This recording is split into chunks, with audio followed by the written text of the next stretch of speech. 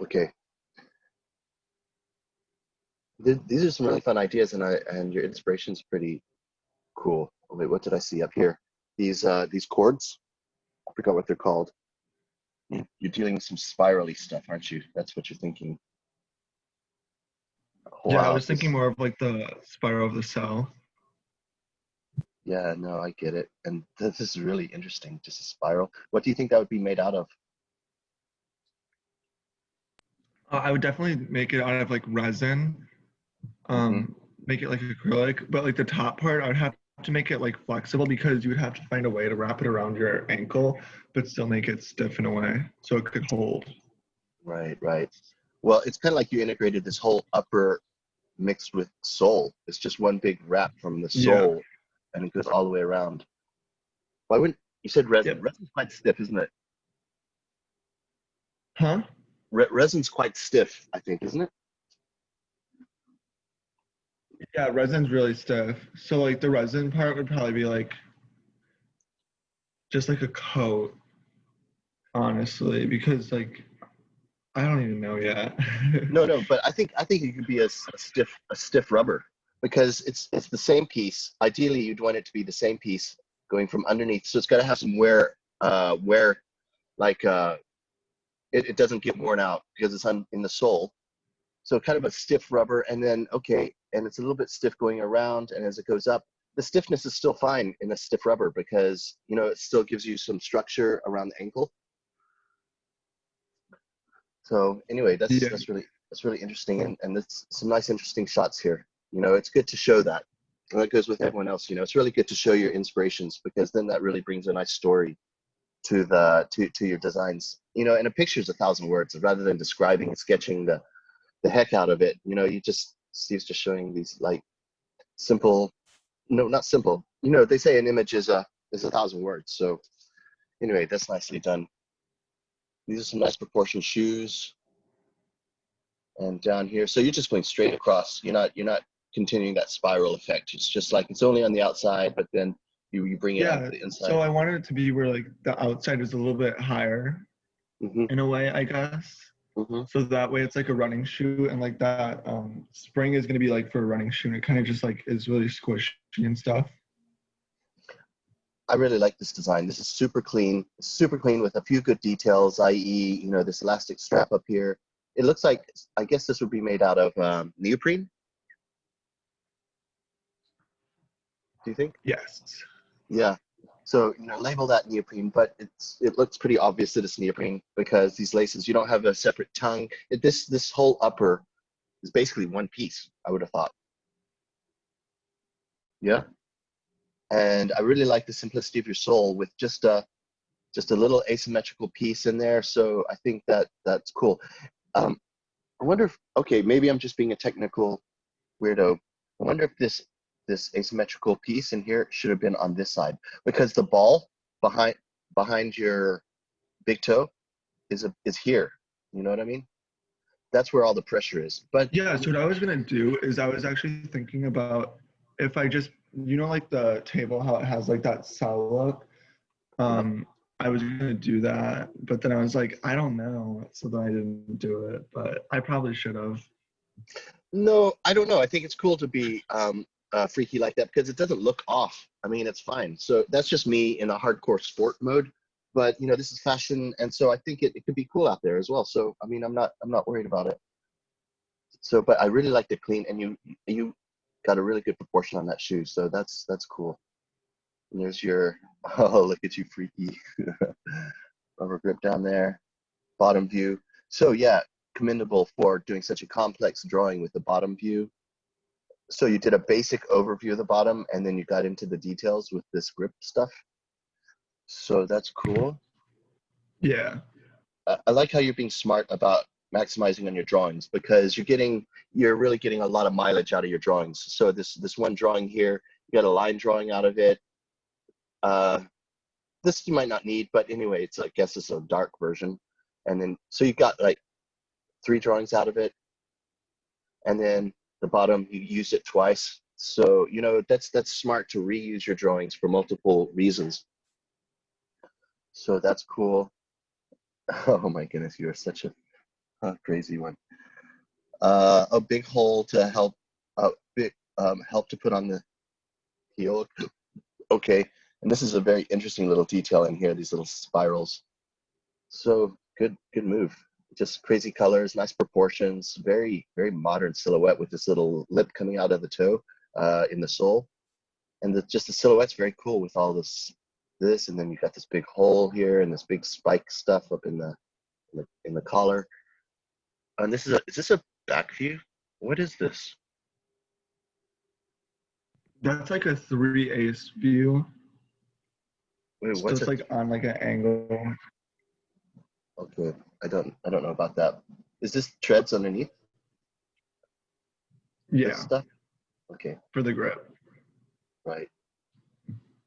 Okay, and there another variation. Yeah, some really interesting funky stuff going on. Okay, cool. Nice. Let me write this down. Let's see. Hey, have you guys started doing your orthographic drawings yet? Or not yet? Yes, I have. Yeah. Okay, good. Because I was going to write a list of things that need to be kind of accomplished. Not an extensive list, because technically we need to do line weights, like some different line weights, and I might touch on that. I just want to go through the homework quickly if you don't mind, because I haven't done it with you guys so much recently. So Anthony, did you give me anything yet? Yeah, we kind of went over it after class last time. That's right. Yeah, my bad. I just want to recap. So that Okay. was 10. That was this one, I think. Yeah. Oh yeah, that's it, Anthony. Yes. Anthony, yep. Yeah, nice, very nice proportions. Using some textures, love that. Oh, by the way, here's a critique. So Yep. these are soccer, aren't they? Yep. So try to have a relevant background. Okay. I Mhm. mean, that could be a soccer ball or something. Just to Okay, help yeah. tell that story. And do you have any inspiration for this pattern? Yeah, so my inspiration behind that pattern was supposed to be like when when like players link up, it's always usually in like a triangle play, like a 1-2 pass type of thing. Oh, That was my inspiration for that. well, if you want to take this any further, that would be a great diagram. I'm sure there's technical coach diagrams where they're showing how the players pass the ball, and Mhm. that would be a really nice background as well. Just I- those hand-drawn notes they make. Okay. That just adds some nice real life stuff and it makes it clear. Interesting proportions on that. Best material. I can't read it. Let me zoom in. I can't Are you? remember what I put there. Yeah. Are you doing iPad? Yeah, everything's on my iPad. Because you just got one, didn't you? Yep. Yeah. Okay. How are you enjoying it? It's different. I like it and I'm gonna keep using it just to get better at it, but yeah, it's different. It takes getting used to, but honestly, you will love it. Yeah. Isn't it kind of fun? It's like a new toy. In a way. Yeah. Yeah, and it's really nice how you can just like undo your mistakes instead of having to erase and having like bad lines all over the place erased. Yep. Yeah, an interesting knit. So start to put on overlays of knit stuff. Okay. Find it on the internet and start putting in that. So it's, as I say, a picture is 1,000 words. And if you're putting a knit pattern that you took off the internet, it's basically a photograph you're taking off the internet, and you're actually integrating it into the design. So it's not only just a little reference image, but it's really telling a story. So images 1,000 words stuff. Yeah, and I Yeah. love this. This is really nice. It's very technical and anatomical. My last rendering, I got a knit pattern for like the top of the foot area. You can hardly see it, and then obviously for like the sock liner area, I have a knit pattern for that. I found some knit brushes online for Procreate that I use for both those. No kidding. Knit brushes. Well, Yeah, free? pretty Free? cool. Yep. Damn, that's really interesting. I'm gonna write a little note about that, and I'll try to find it myself. I could try to find it and send the link. I probably still have it somewhere. Where do you go for those brushes? Do you go to? I think there's a Procreate forum. It's called gallery, or it's called portfolio or something. I forget the website I went to for both of mine, where it was like this black and purple website. I can't remember the name. But did it look like official Procreate stuff? No, I don't think it was official. Okay. All right, Anthony. Yeah, super great work. Okay, let's go back and let's see who else has some. I definitely want to see Michaela, your stuff. So I'm going to go back there and hit you up next because I didn't get a good look. We had a staff meeting yesterday. So Aki, by the way, is looking at your stuff.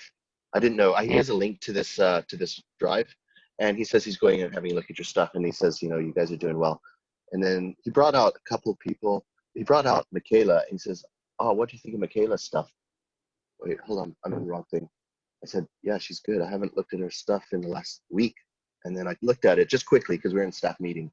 It's like, damn, she really busted out some cool stuff. Let's have a look. Michaela. And that was this one.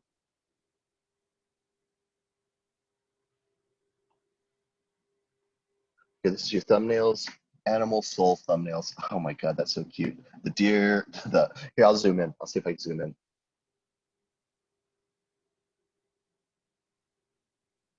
This is a great thumbnail page. Just simple, just quick ideas, just busting them out. No, not worried about making a piece of art. Butterflies. Oh my God, seriously? I don't know. What is that thing? I don't know what that says, but anyway. Butterflies.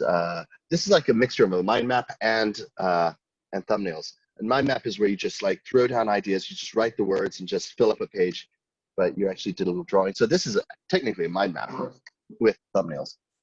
Deer.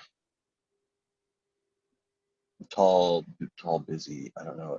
Are these antlers? I don't know. It doesn't matter. Zebra. Print on bottom. Oh, you're printing on the bottom? Wow. Okay. And armadillos. Very nice. Oh, there you are. Oh my goodness. That's pretty funny. I love it. Line detail, soul, presents crop rows that deer eat from. All right. That's just funny. I like it. So very nicely executed with that heel. And I'm glad you really did focus definitely on the soul, which is brilliant. That is mad bonus. Crop rows. All right. Butterfly sneaker. Okay, nice pretty butterfly. Bad pattern inspiration. Yep. All right then. I just say you can get a little crispier in your soul. And I know it's a little tricky right now, but you got the basic concept. You know what to do as far as highlights, the highlights, and it looks three-dimensional. That's cool. I think you can get a little crispier, but you are working with Procreate, which is not the crispiest of drawing apps. I use Photoshop. Oh, okay. Then Photoshop, airbrushing. Are you iPadding out or not? You don't have iPad? No, I don't have an iPad. Do you have a tablet? How are you drawing on this? Yeah, I have a drawing tablet. Right, and like an Intuos or Bamboo or something? I don't know. It's some off-brand one. Oh, but it's pin enabled, isn't it? It's Yeah. a screen and a tablet. Yeah. Yeah. Okay, I remember us talking about that. Are you familiar with Illustrator? Yeah. I'll tell you what's the best is when you have Illustrator, because that's how you get the real crispy. Because Illustrator is obviously very crispy, and then if you do these lines in Illustrator and then take them into Photoshop, literally drag the lines into Photoshop, and then you can really make it super crispy.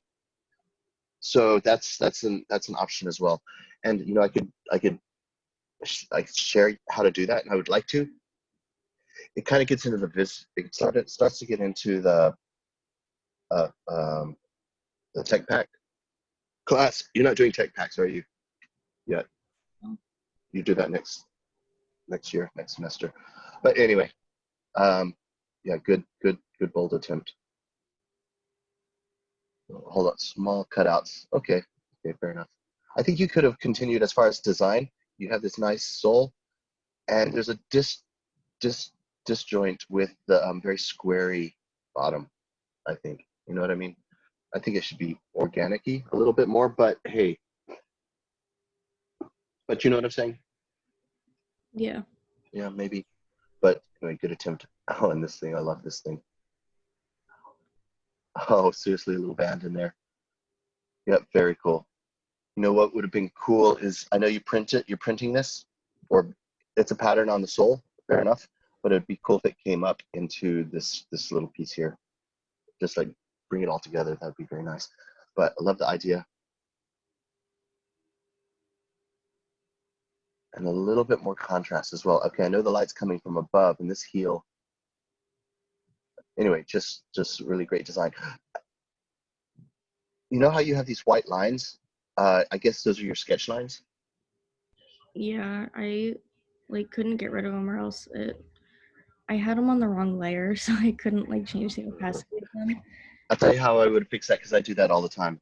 I would have just gone over with a very hard brush, black, and I just would have gone black, just traced over all that in a big black brush that would have covered up your white lines. And then that black hard brush would have looked like it's kind of, it would look like they're indentions in the sole. So that's how you could fix that.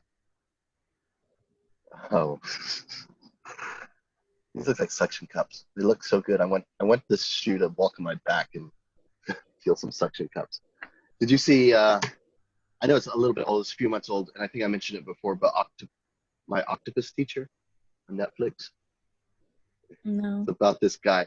It's so nice. I'm normally not into these cheesy shows, but my octopus teacher is so nice, and it definitely gives you some emotional feelings. It's so nice. His octopus. He's out there. He's all demoralized because he's lost his ump.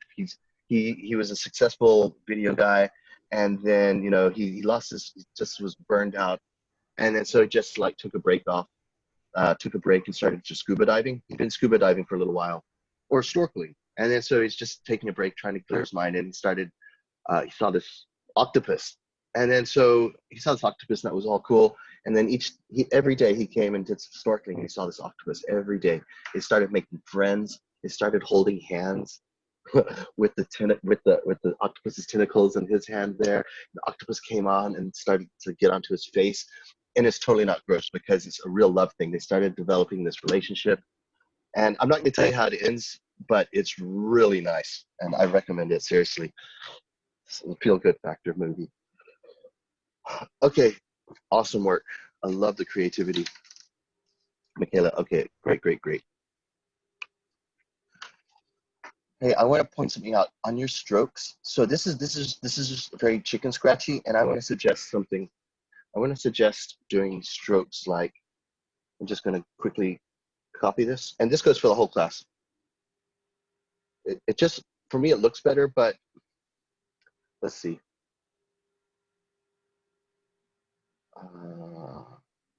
Sorry.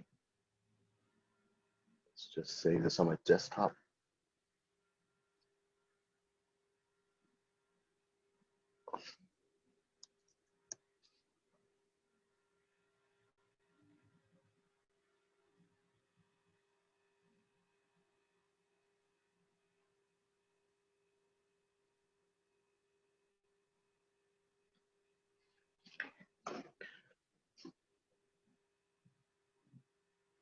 I'm going to show you some nice little tips here.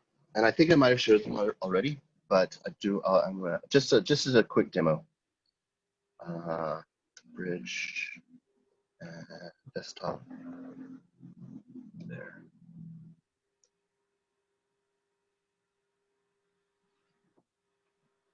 Okay, so Michaela, what is a nice thing?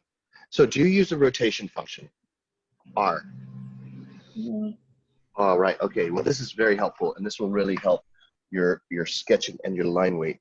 So, okay, so when I have it obviously in Photoshop, let me get all my tools, there they are. B for brush, and when I'm sketching, and I just have the default brushes. I've downloaded some stitching brushes and stuff, but I just use this default. I use this one here. This is the default set of brushes right here. Well, at least here. And I like this one right here because you can really do some very expressive things with it. So let's just test it. Yep.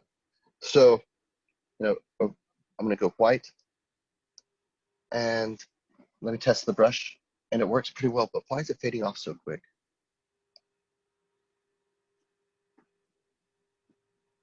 Let me just test again.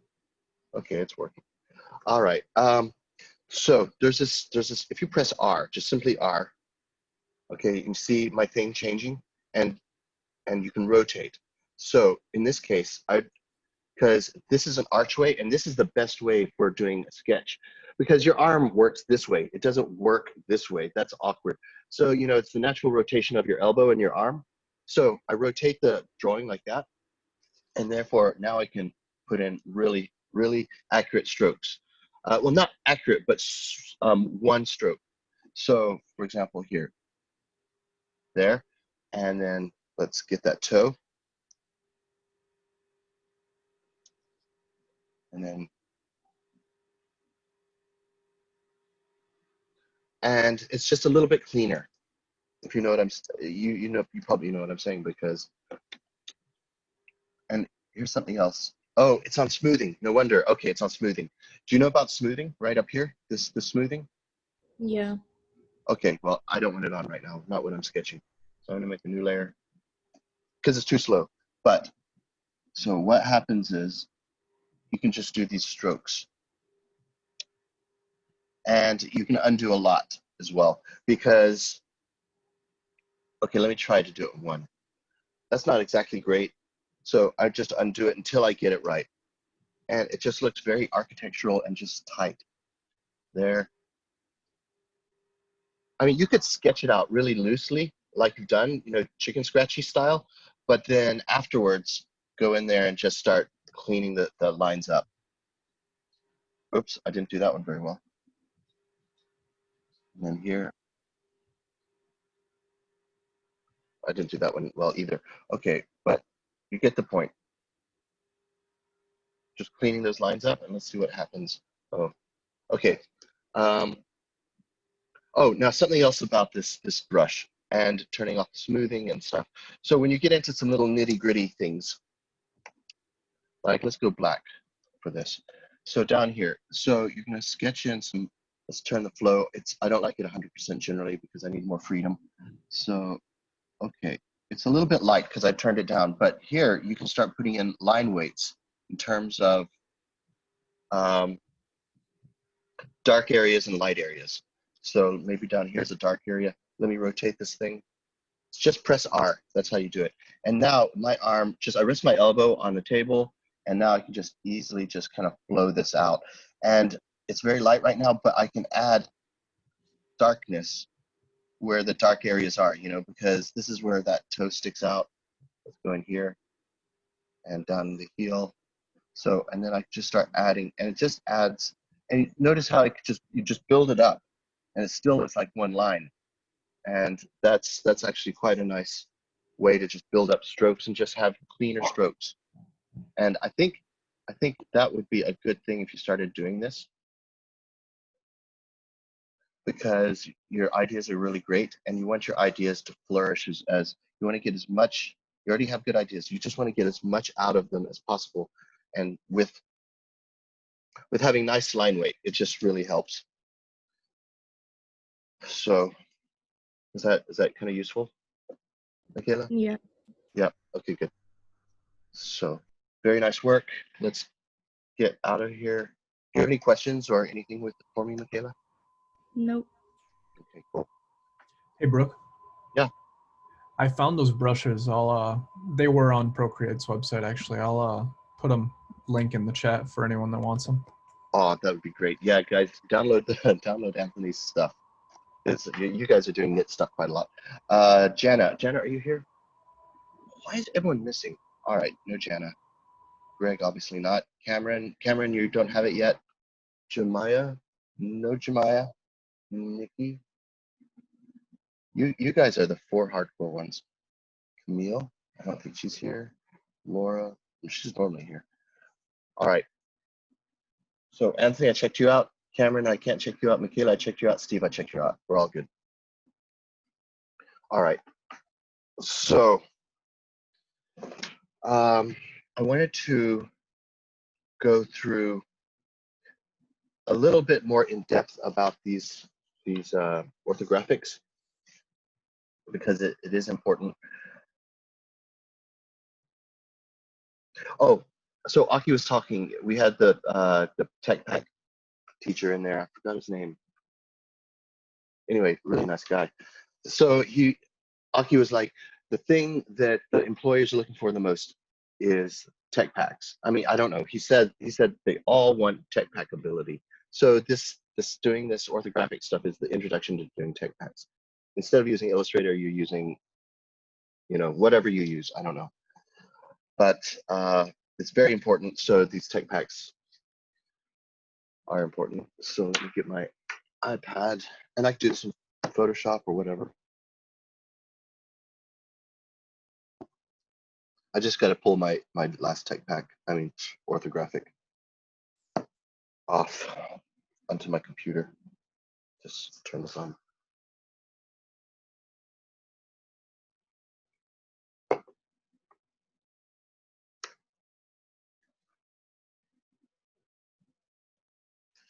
Just a sec, it's turning on.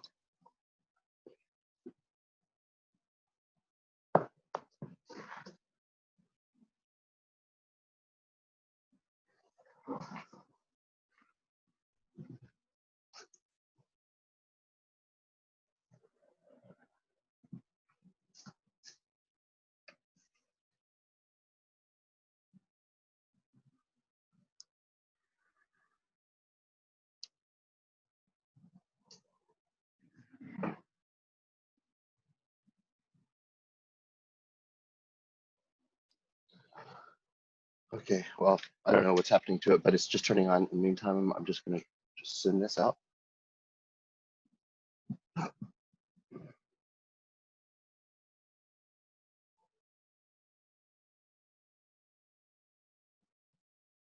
there we go, it's turned on. I'll just finish this though.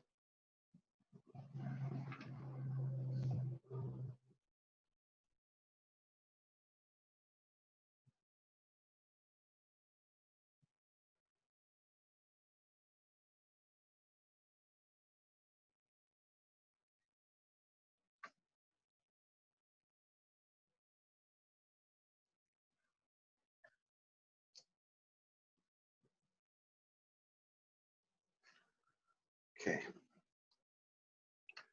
I'm gonna share this.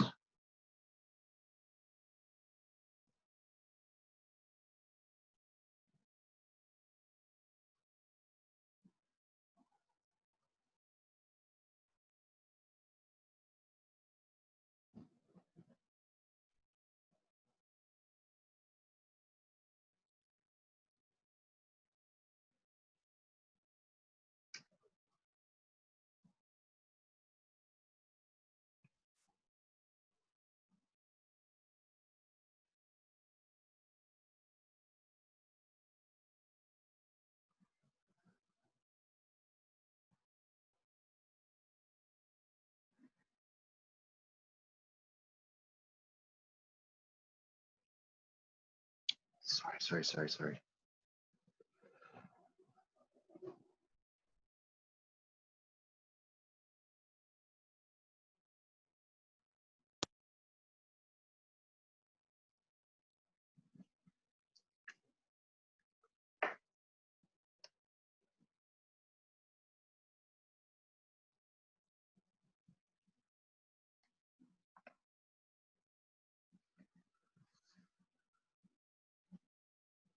Oh, there we go. Stop recording, I don't wanna record this. Okay.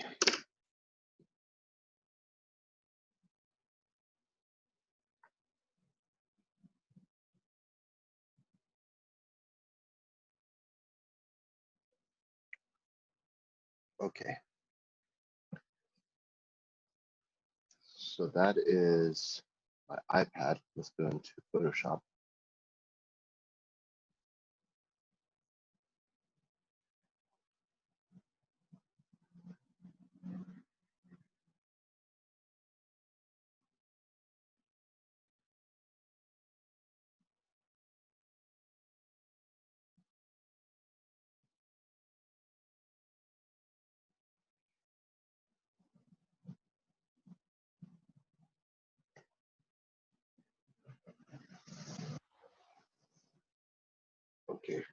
what I want to do here is make a list of bonus points and basic mandatory requirements. Okay, so here.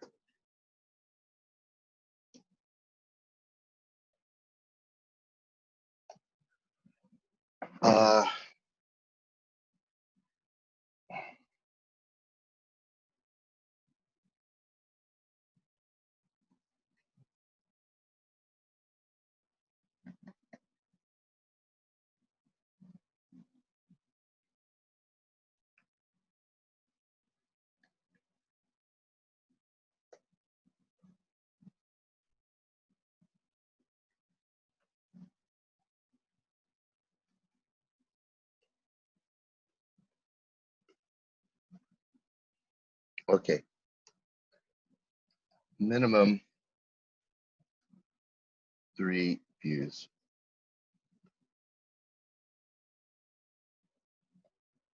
Front, side, front side, top. Okay, that's the minimum. Okay, if asymmetrical,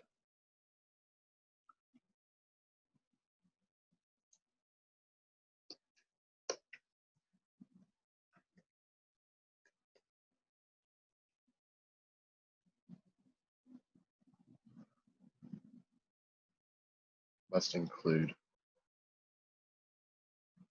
bottom, because my bag is asymmetrical from top to bottom. So minimum 3 views. Okay, so if asymmetrical, you must include the bottom, back, and other side.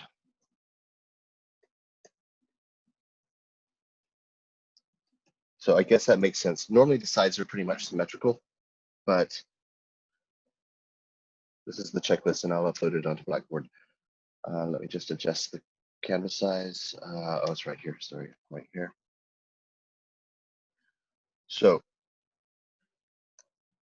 I will take off a few points if it's asymmetric and you don't do, so you might have to do 6, but I'd say probably 5 because the sides are normally symmetrical. Okay, so that's the bare minimum.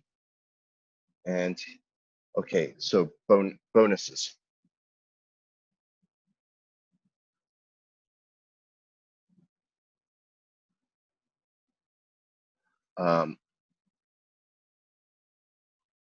Inside views.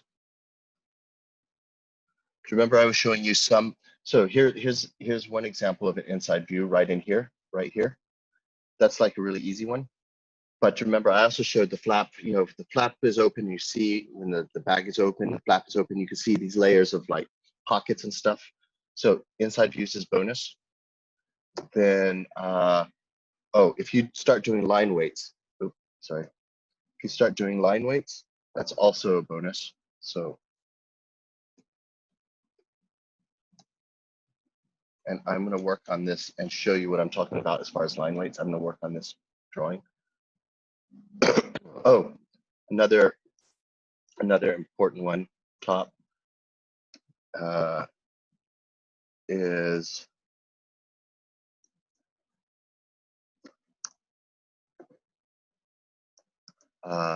minimum 3 views plus 3D sketch.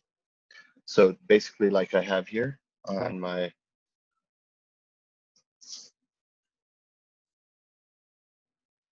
oopsie. Why is that not working?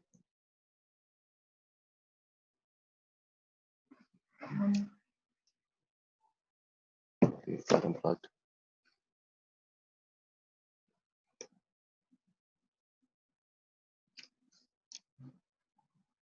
And why is it not working? Come on. Oh, I know what happened because I accidentally turned it off. I accidentally unplugged it. Delete.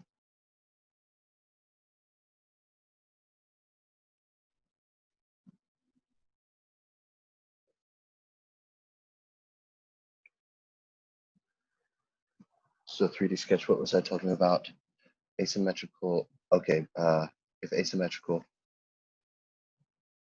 must include bottom, back, other side. I forgot what I was writing. Inside views, line weights. Oh, hardware.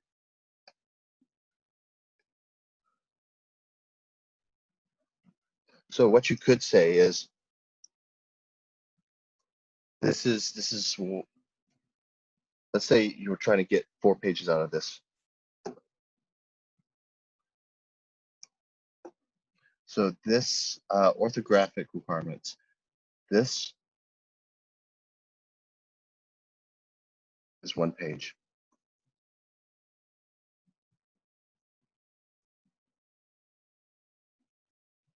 Like I've done here. Then, if you want to do a second page, inside views, this is this is an extra page. Hardware, this is 1 page. So we've already got 3 there. Just looking at my iPad.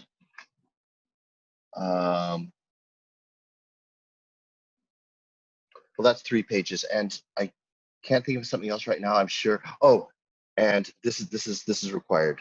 So, and this is required. It's a photo. Reference photo. So when you're doing your bag or whatever you're doing,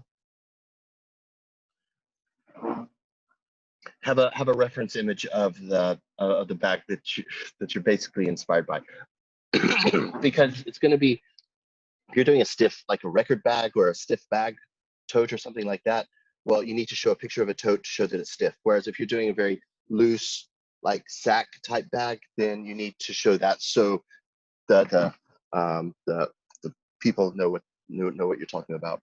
So reference photo, and this would actually be included up here into this page.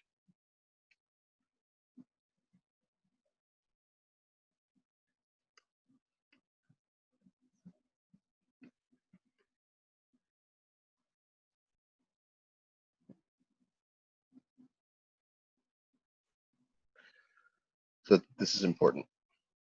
But that's basically homework. And you're gonna have to try to figure something out for a 4th page, whatever that might be. You could say thumbnails, something, I don't know. Details, if you want to sketch in some details, I don't know, whatever you want. And then finally, so plus 1 extra page. And I'm gonna save this. Save as JPEG. I'm gonna save it as a JPEG, and then I'm gonna upload it onto Blackboard so you have a list.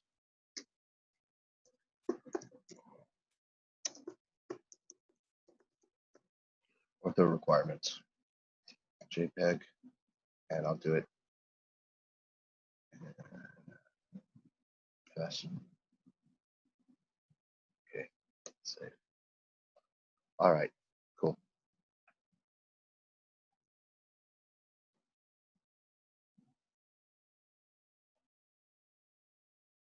Just quickly put it up here now so everyone is clear.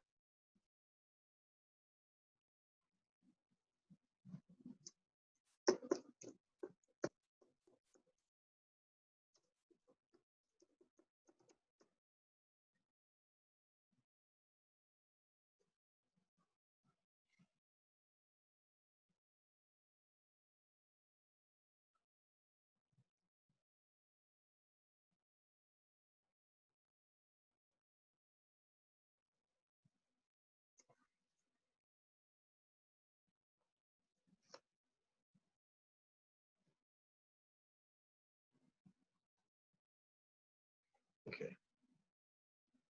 Yeah, so there you have it. Okay, and I would like to just demonstrate a little bit about line weights. And I'm going to do it with this iPad thing. If you're using Photoshop, maybe it's smart to, where is it? Maybe it's smart to use that smoothing tool for what I'm going to show you. Oh, there we go. Here's my iPad. Just a little bigger.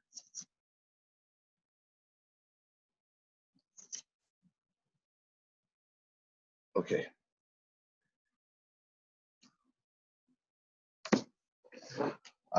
Okay, I'll show you what I'm talking about. So I'm gonna make a new layer. I make a brand new layer to do this extra thick line weight on the outside. So everything that's exterior, and let me choose a nice brush. This is cool with me. Make it thicker. So it's gonna be at least as thick as this line right here, at least as thick as that. So I'm gonna make it a little bit thicker. Okay, and now what you do is you go around everything that is in the image. And you'll see when we're done here, number one, you're hiding a lot of crap, but also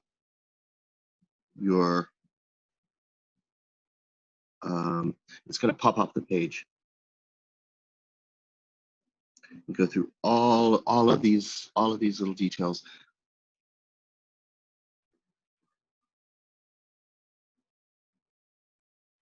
You should get all of these. So this outline, the silhouette, has multiple purposes. You're really accentuating all of the little bumps and raised pieces that I'm always talking about. Really kind of accentuating them. And it's just a very good silhouette view. So this is a little bit boring. I don't know if you want to work on your own stuff while I do this, because it takes a little bit of time, but I just want to show you an end result. Don't forget all of the little internal negative areas, like in here. Since my brush is so wide, I just fill that in, and then in here as well.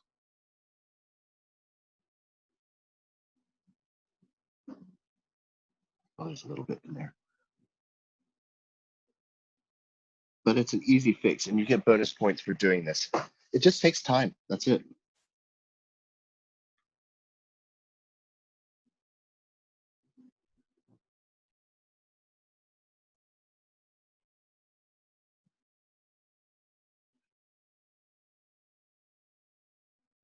You can see it already popping off.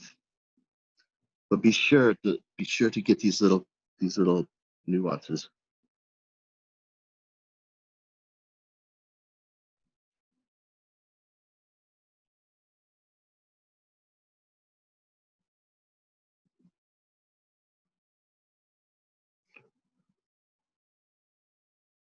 Okay. See how that kind of pops it off? And I'm just going to go around to the rest of them as well and just do this. And it cleans up your lines if you're a little bit wobbly like I was.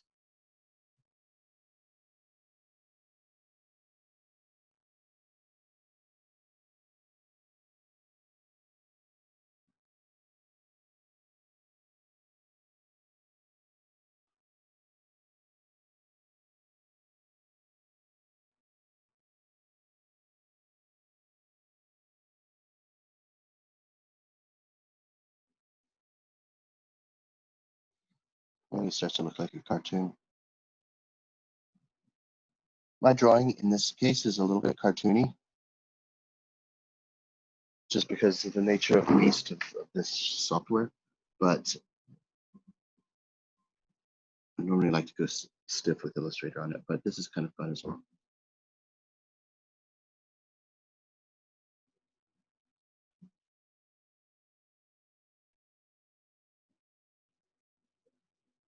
This would be the same outline as the other one, the top one. I could use it, both of them. I could use that one that I did on the top. I could use it and just copy and paste it on top of here, but it's got a strap and I have to edit it, so I might as well just do it like this.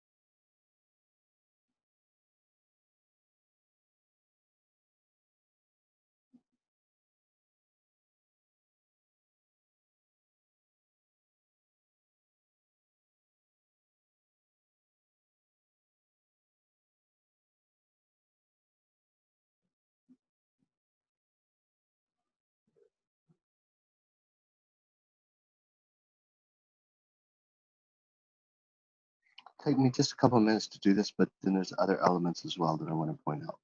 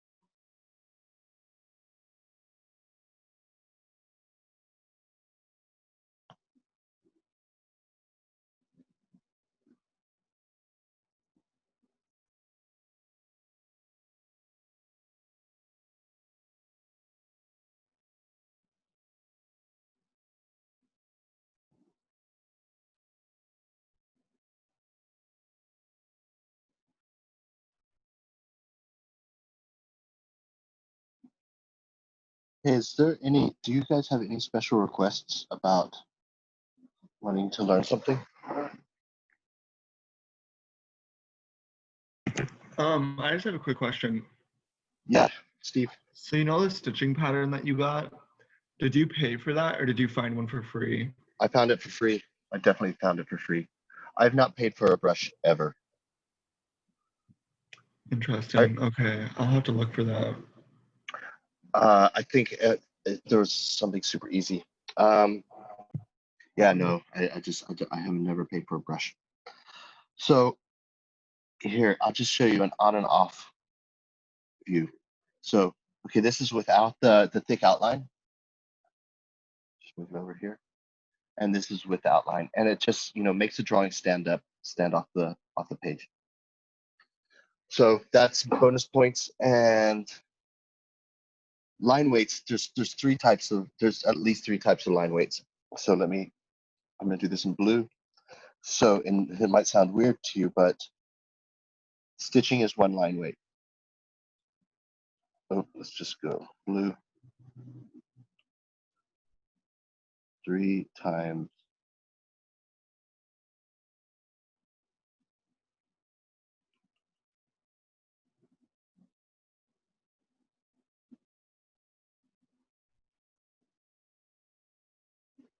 outline,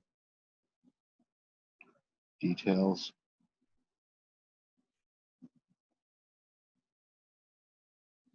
and then finally 3 stitching.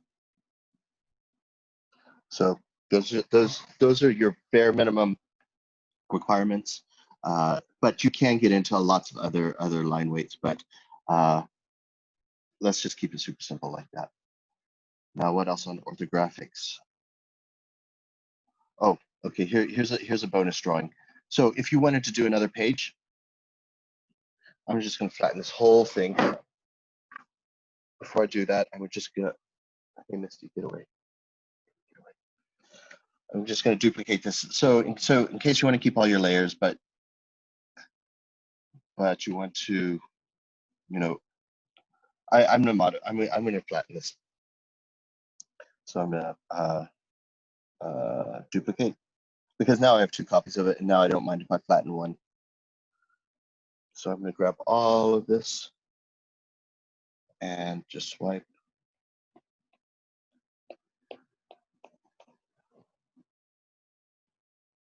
Group, and then I can just flatten all of this. So if I click on that, merge, flatten right there.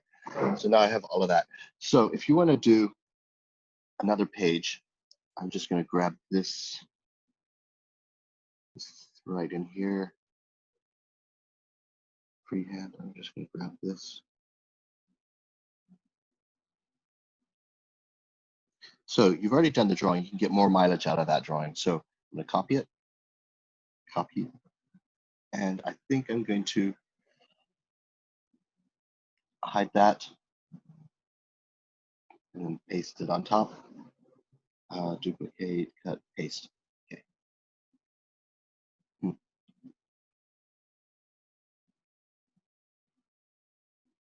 What happened? I have to do it again.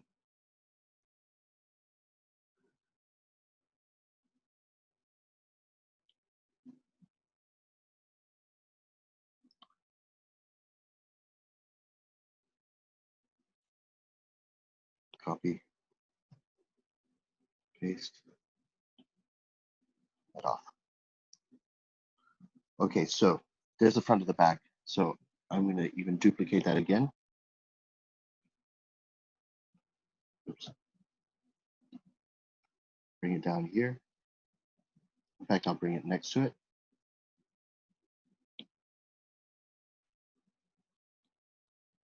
And what I'm going to do is I'm going to show it with the flap open. So just copy and pasting, unless you have it all arranged nicely in layers. But so just to make things easier, just grab that one and this one, move it. I have two copies of it for a reason you'll see in a second. So I'm going to take this one on the right, and I'm going to cut out the flap.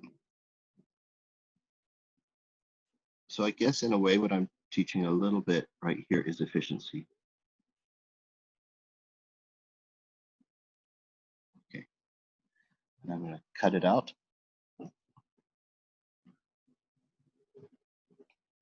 Cut and paste there. Let's see.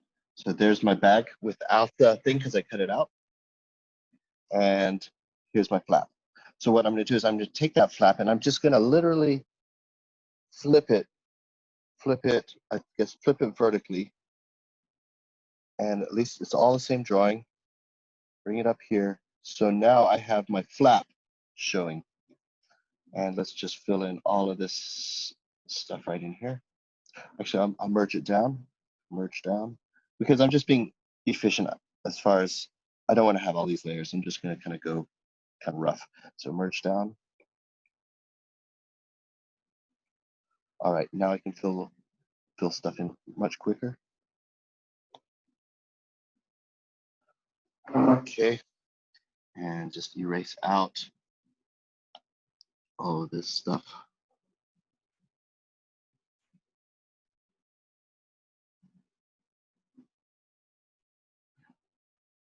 Oh, so okay. I'll do a new layer, and I'm going to choose a little bit of a dark gray, but not a full black, because this is Velcro, and I'm just saying Velcro is traditionally black. So, and that's how people read it. As far as prototypers, they know a big piece like this is Velcro. Fill it up, and I'll put some white stitching in there. So new layer, have white. Yeah, I don't remember where I got this stitching. There it is.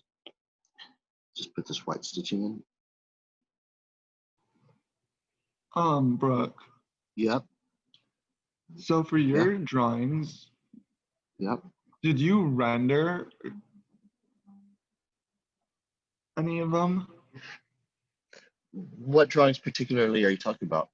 So for the type packs, do you want us to render them? Because I know that they don't really like render your drawings. No, they don't. But since if you already have that, if you already have this drawing right here, if you already have this, oops.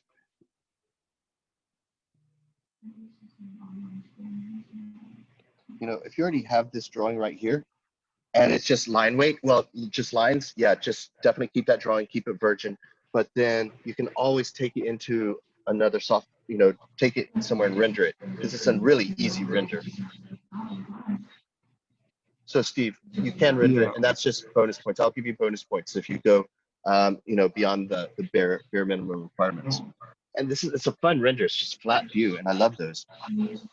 Hey, I do want to point out Yeah, this, that's Steve. what I was wondering. When you're doing rendering, try to be efficient with your strokes, kind of like what I was mentioning with Nikki. Yeah, I just try to do one big medium stroke and then I just do long Yeah. strokes. Exactly. For reflections, just one long stroke and just keep it efficient. Exactly, because then you can just erase. Yeah, absolutely erase out. So I'm just going to go in here and just continue on a little bit with my how I might flesh this thing out a little bit. And as I say, if you want to work on some stuff that's more pressing, that's fine. But at least this is on video.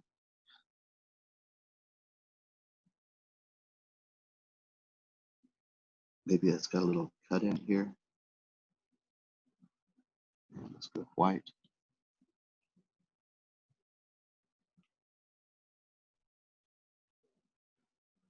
Yeah, Aki is very impressed with you guys, and by default, impressed with me. He says, "Oh, your students are doing so well, Brook." And I was like, "Yeah, cool. Yeah, they are, for the most part." So I'm gonna get into some stitching. So he's happy. But it's funny enough, I'm a little paranoid because he didn't invite me to teach the next semester. I asked him. He says he wants to use me.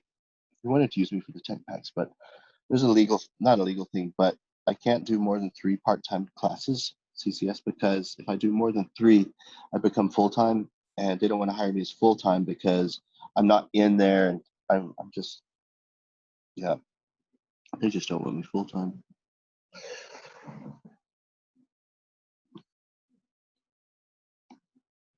So I just get in there and kind of have fun with this. So back here, maybe there's a zipper. I wonder if there's a zipper brush. That'd be so cool if there was a zipper brush. Yeah, I have a zipper brush. Oh, really? Free download, of course, I assume. What was that? A free download. Yeah.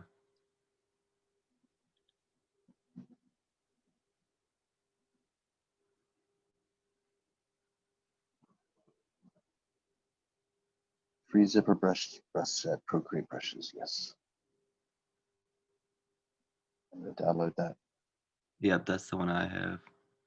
Oh yeah, look at that. That's awesome. So download brush set.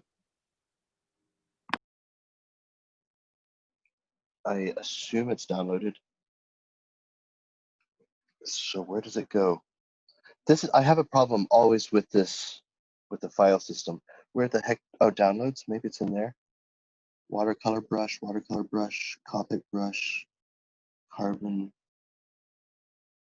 Damn it. Well, I'm going to open this anyway.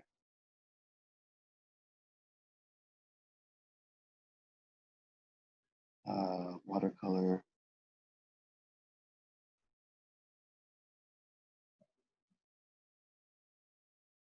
Copic. Those are markers.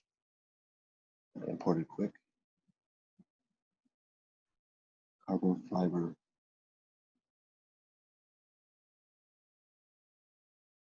Okay. Hey, so Cameron, do you know where the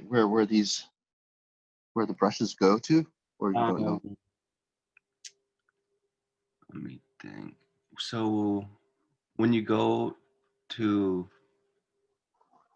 are you on go to the internet page? Okay. Download brush set. And then if you like go up to like where your search bar would be, I think. On mine, it's the little download thing up in the right hand corner underneath like the time. I just hit that and it downloaded it. I just went to Procreate and it was already there once I hit download. Oh, really? Let's check out the brushes. Oh, imported. Okay. I don't have any of those. Let me just see if Industrial. Oh.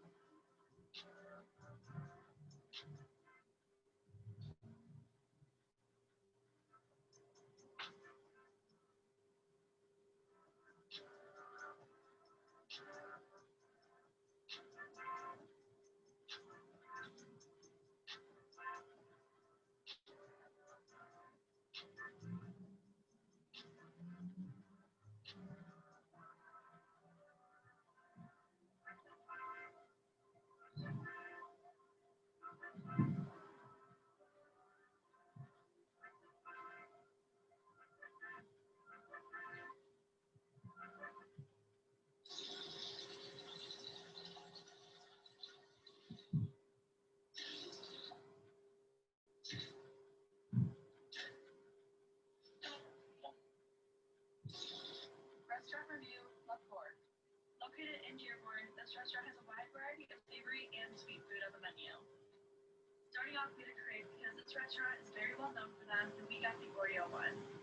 This crepe got topped with some frosting, and then some bits of Oreos, and then powdered sugar, and to finish it all off with some chocolate drizzle. They also added a scoop of Oreo ice cream to the side. The crepe was a 10 of 10, and the presentation was stunning. Here's some toppings you can get with your steak, which is the next thing that we had. This is a strawberry cheesecake milkshake, which is topped with cheesecake bites and burger. This milkshake tasted so good. Another very popular menu item.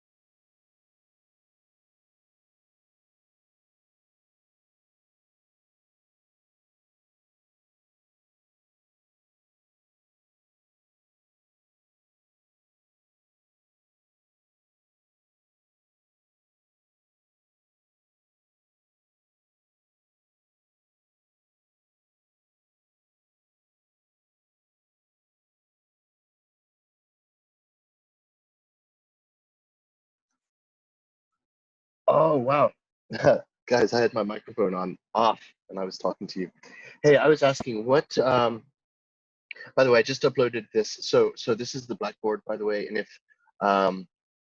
if you want to see the list of orthographic drawings and requirements, and then also this is the thing, I just did this little internal thing. So I forgot I had my microphone off, but I did have a question for you. What kind of career would you like to, what would be your ideal job post college?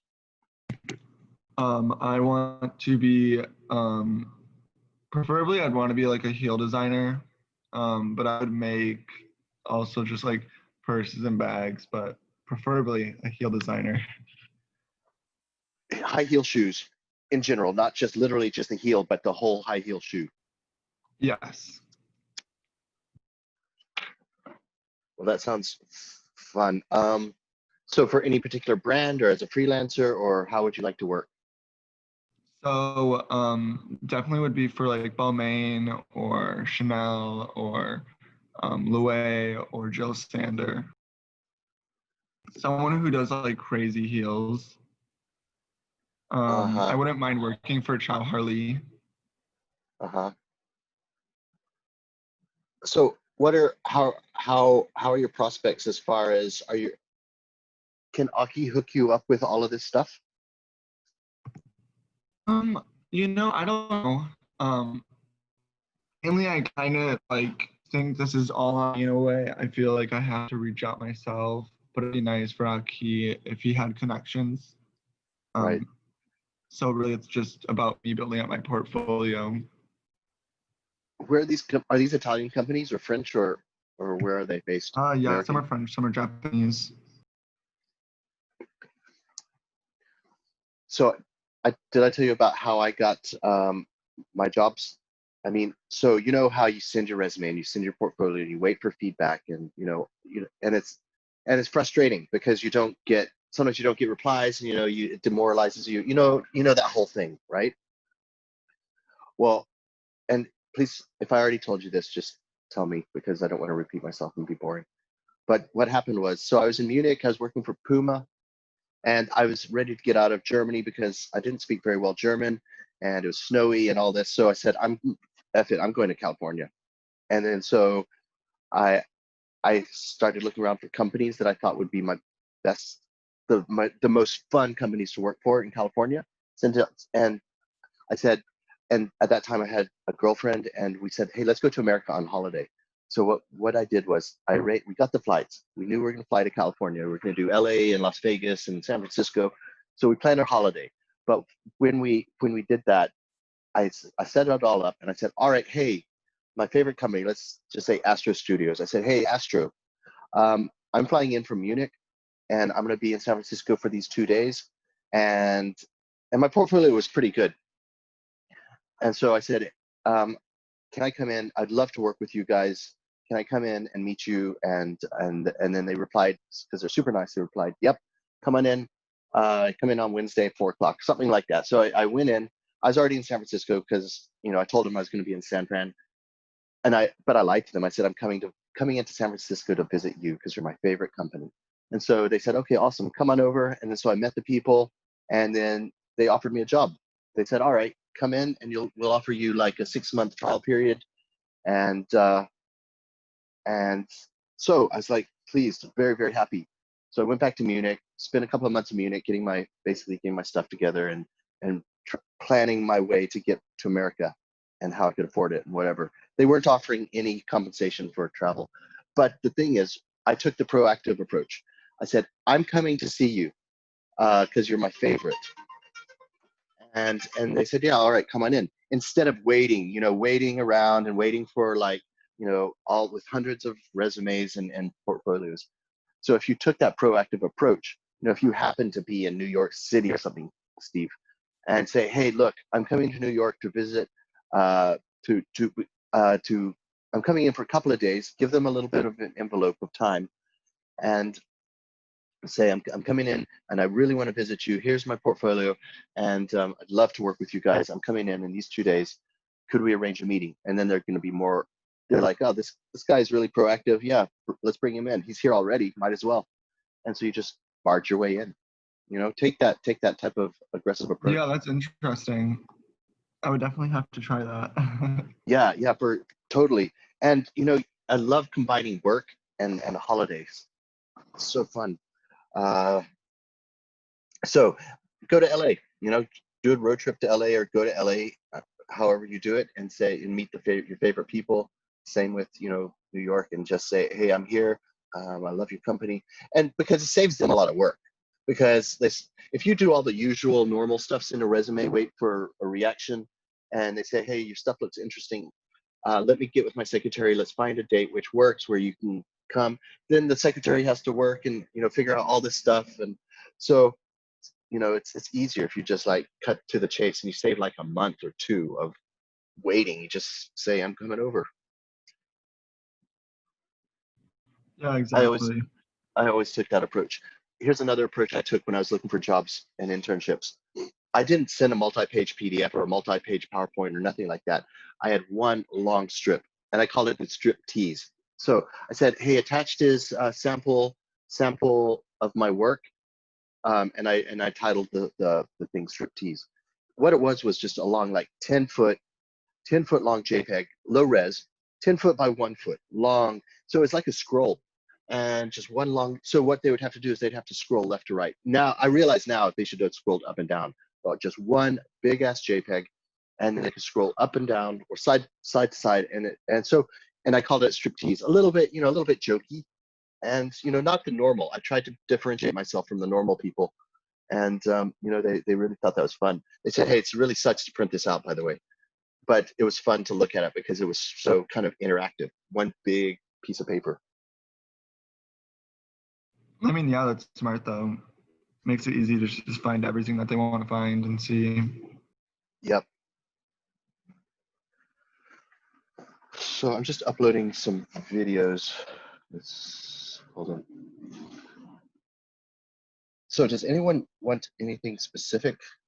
Because I'm just going to upload some of this video stuff if you're cool. I think you're the only one on, Steve. Oh no, I don't. It doesn't matter. Oh, is that Cameron? Oh yeah, Yeah. okay, Cameron. What are you working on right now, Cameron? My drawings. Oh, okay. Are you doing something pretty simple, or are you doing something complex? I'm not. I don't know. Like, I don't know. I'm just trying to shoot like a sneaker. Oh, you're doing an orthographic of a sneaker. That's more challenging than it is, but whatever, than a bag. Yeah. I don't know. But it's cool. It's cool, man. Do it. Why not? Because we're just doing simple orthographics here. We're not doing crazy. So you're all good. I do want to add like textures though and stuff like you Oh, yeah. mentioned that. That's a good move.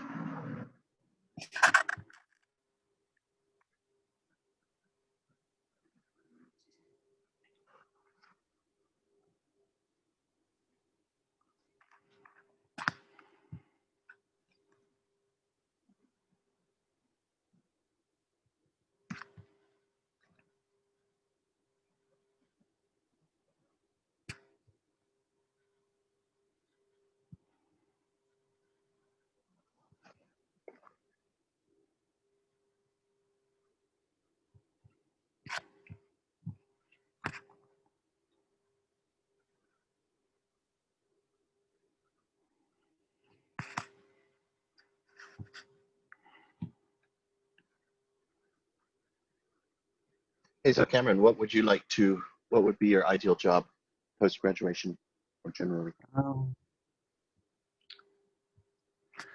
Just work for.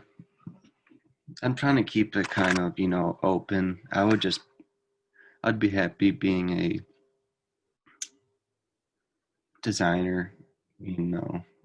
Really anywhere starting off, just to get my foot in the door. Is your major, is it fashion accessories, or are you doing a little product design as well? Yeah. No, fashion. So definitely Like in the I, fashion world. yeah, um, yeah, for sure.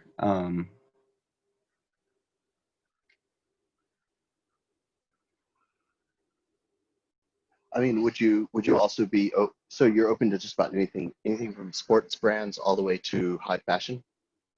Yeah. Um, I just think it'd be cool to start off somewhere, anywhere, really. Well, what would be the ideal though, if you could give an Probably ideal like, situation? I'd say like Marc Jacobs or like a brand like that. Right. Good. Good. It's good all rounder, isn't it? It's quite high fashion, but it's also they have some mainstream stuff as well, don't they? Mm-hmm. Yeah.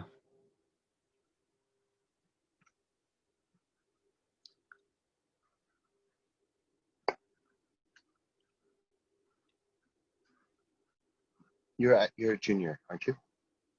Um, no, sophomore. Oh, that's sophomore, right? Yeah.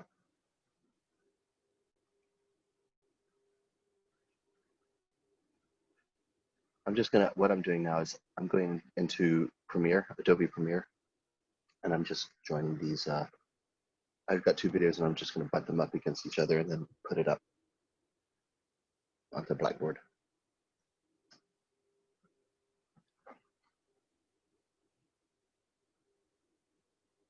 Premiere is really Or really honestly, fun. Reebok. Reebok would be cool or something, actually, too. Why do you say Reebok as opposed to Nike or Adidas?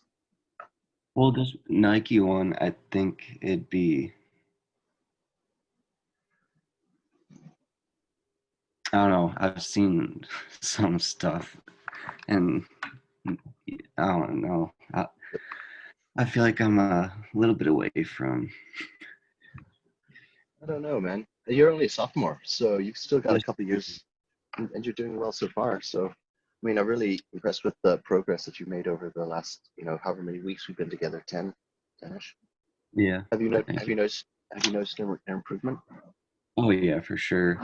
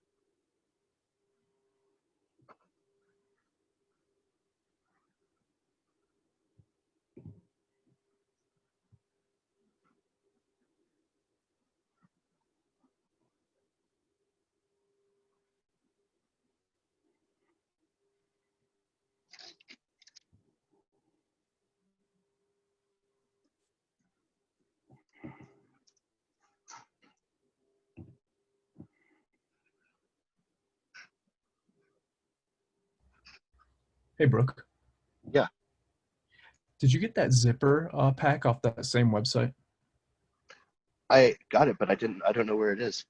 I mean, I don't know where it is on my iPad. I don't know where it downloads to. Oh, that's weird. Yeah, Mine just automatically always pops up in Procreate. Yeah, same here. I'm having a look. I Do you just find found a the free zipper. What did you find? I think I found the same one you guys are using.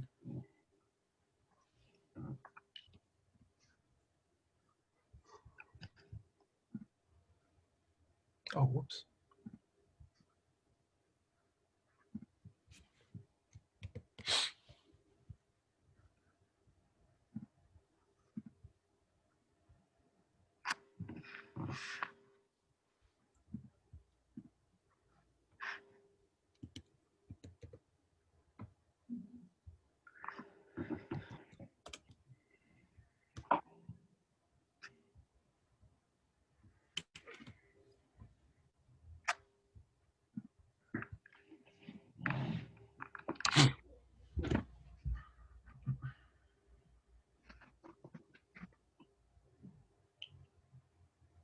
Anthony. What's up, Cam? What are you doing? Nothing. Just watching away.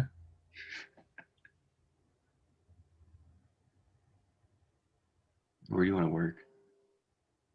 What's that? Where do you want to work? Where do I want to work? Mm-hmm. I don't know. I used to want to do something like Nike or something like that, but kind of thinking about other things now. What about like Payless shoes? I don't know if that's a company anymore, man. Oh, that's funny. Kind of rude. No, but hey, I'll tell you something though. I mentioned it before, but if you're really good at shoes, there's always jobs for you. Even if you're not the best, or if you're good, you definitely get. But even if you're not the best, because there are companies like Payless that pay less, and so there's how all these companies, they have so many collections, 4 seasons a year, hundreds of shoes per collection, especially for the big companies. Then it's all the colorways. They have specialist colorway people who just do colorways in the company. And so if you do shoes, you can always find a job. That's good to hear. Yeah. Yeah, I always wanted to do like soccer stuff, like cleats or shin pads or goalie gloves, stuff like that. But that was like the thing that kind of got me into like product design and fashion accessory stuff like that. But it kind of branched more to like a dream of mine would be to, it's more product, I guess, but to do like animal prosthetics, because Oh, wow. yeah, I just have always loved animals, and if I didn't do design, I think I would have gone into zoology or something. And my girlfriend is a zoologist, and just yeah, I think it'd be a lot of fun to do something like that.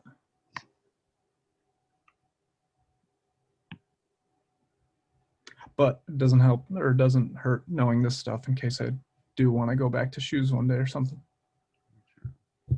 Well, I think it's totally relevant. Yeah.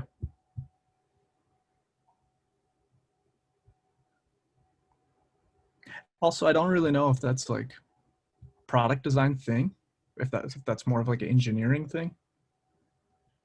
It's product design. You're not an engineer. I mean, maybe you are. I don't know about your other skill set, but no, definitely, I would say this is. Oh no, I meant more like the animal prosthetic thing. I don't know if that's like more of an engineer's type of job or So what? Literally, dog who lost his leg or something? that, or like an elephant, or Oh wow. just like anything to help like any kind of animal really.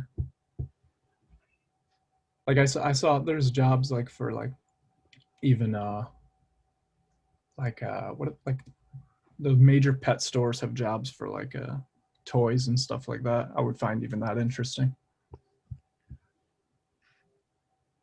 But yeah, I'm a big cat fan, and I was thinking, I started getting on this tip about like starting a company where it was just cat, um, just cat stuff, like furniture. They already do it now, but just only cat toys, just designing products just for cats, because the cats are like the king of the internet and things. yeah, that would be cool too. I think because it'd be so fun to design the furniture and all that stuff. One cool like shoe company that I like a lot, and like would be a big dream of mine to work at is it's in Switzerland. It's called On Running. Mhm. They have really cool soles and really cool technology behind their shoes. Plus, I would really like to get out to like go to Europe and work one day. Well, what company is that? It's called On Running. Huh. Never heard of that. Is it it's not big, is it? It's pretty new. Like if you if you go there's this running store in downtown Ann Arbor, and like it's like being like highly praised by a lot of runners. Oh, It's yeah. like really new though.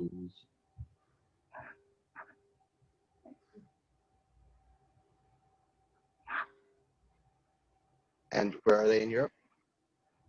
I want to say Zurich. Oh wow, yeah, Zurich is cool. Switzerland, yeah, that's a pretty nice thing. But yeah. I really enjoyed my time in Europe. It was I spent like 18 years at least over in Europe and England and Italy, all over the place, and it was so fun. It's such an adventure because you can just go from country to country without a problem. Yep. Just drive, and they're all super nice. But ultimately, I decided on America because of a little bit more. It's a little bit easier to start your own company, and I just don't like working for people. I like to work for myself, and it's a little bit harder in Europe to do that. And I guess that's why people come to America, because America is more entrepreneurial and they're more open to ideas than in Europe. In Europe, they're a bit naysayer. They're like, I can't do that, all these reasons. But in America, it's kind of opposite. They're kind of more like encouraging you to do it, even though it's a completely wacky idea, or, maybe legally. No, I don't even mean legally. Europe is just more open. And so I figured I'm going to just move to America, and now I'm here permanently. I don't want to move back to Europe, even though it's very awesome. So, Brooke, I have a question. Yeah. So, I just so whenever you look at like a fashion designer or like an accessory designer, they all work for a company and then they end up leaving just to start their own brand. Is there like a reason for that? Like, yeah, is definitely. it just like, I don't really know why people just will work for a year and then they just leave. Well, they're just exploding. They're just getting the work experience and figuring out how the big companies do it, and then they think, screw this, I'm going to do it myself. Especially in the fashion industry where everyone is so uber creative, and they have their own idea and they don't want to follow other people's plans. So they start their own. It's just getting the work experience, and you get tired of working for people. Some people, it depends. Some people love just being told what to do, others don't. And I guess it depends on what kind of thing you like. Okay. But I was that's just normal. wondering, 'cause I don't know, just like watching designers, they just they'll come and go really quick. So.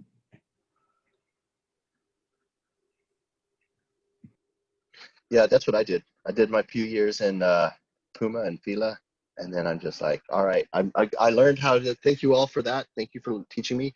And then there's a lot of freelance work available. There's totally a lot of freelance footwear design work available, but I haven't done it for a while. I've lost track with my people, and I just haven't done it. I haven't done shoes for a good while, good few years. But I like drawing them anyway. I still draw them, and I do get the urge sometimes to do some shoes, and I think about reaching out to people, but I just lost contact with a lot of them.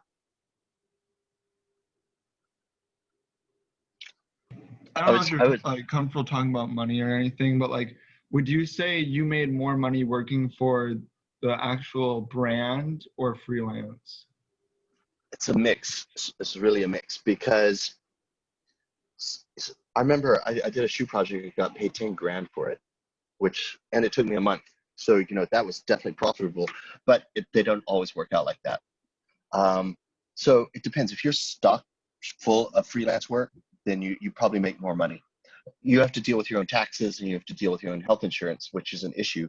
But if you're really stuck full of freelance and you're on, let's just say, a minimum 75 an hour, that stuff racks up and stacks up pretty darn quick. And so you earn a lot of money.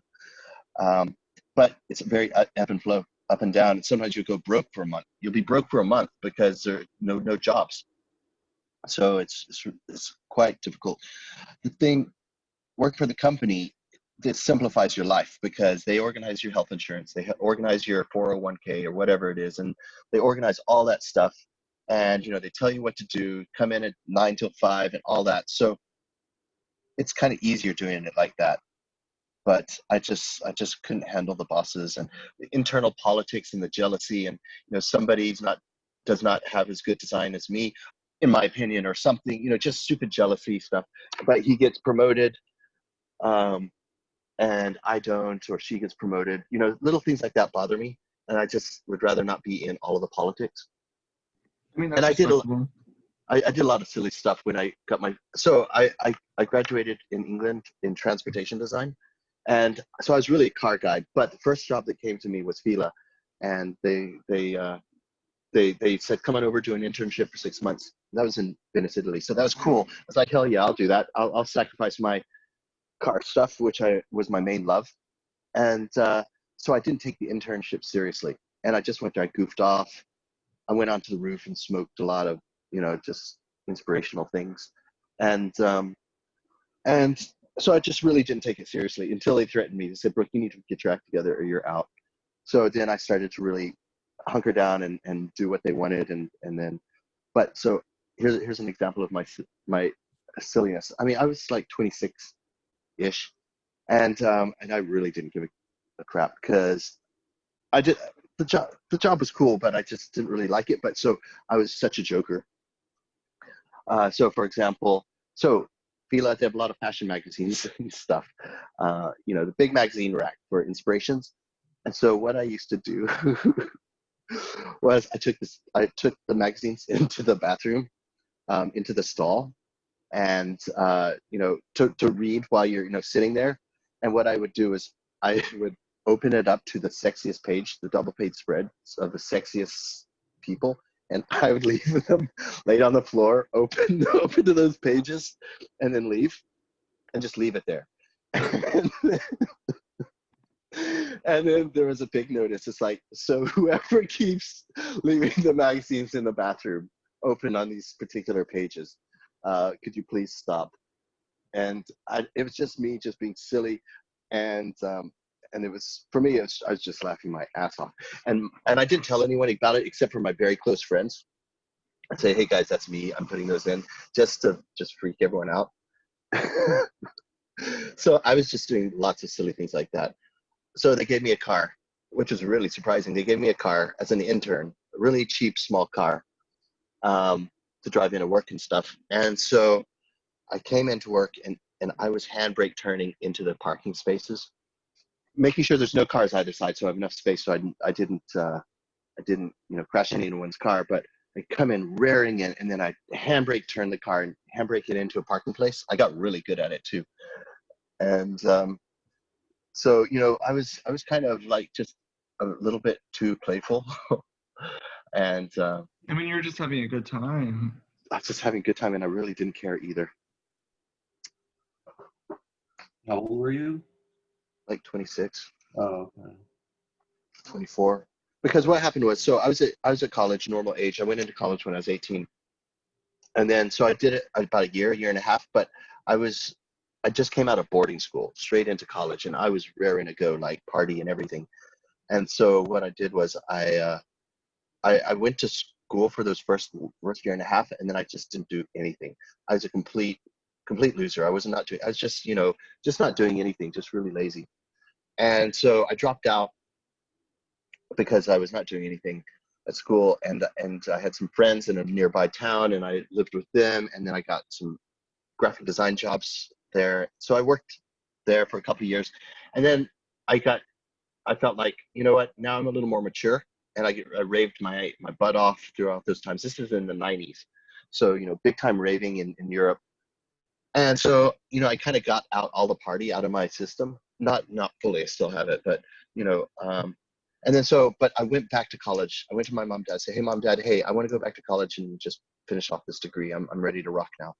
And so they said, all right, well, we'll help you. And they also have student loans and stuff in England. And I did whatever it took, and I went back to college, and by then I was not mature. I was far from mature, but I was very focused on getting this degree and just kicking some butt.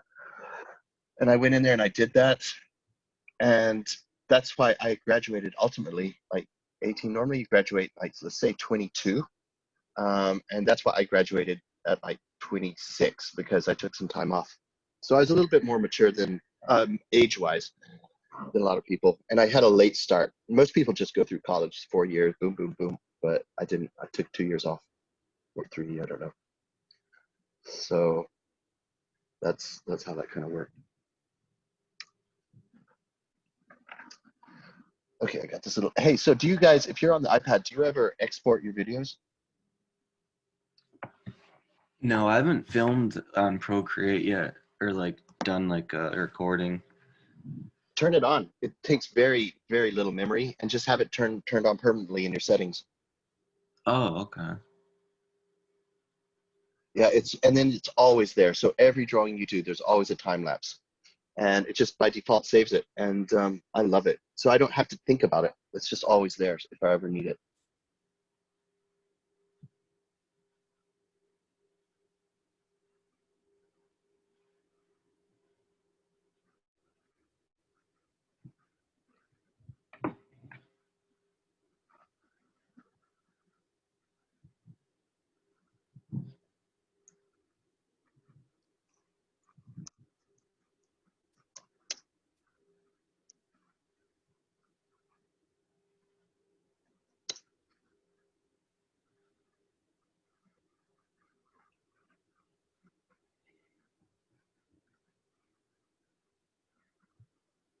I don't think I'll ever mature in the way my dad wants it.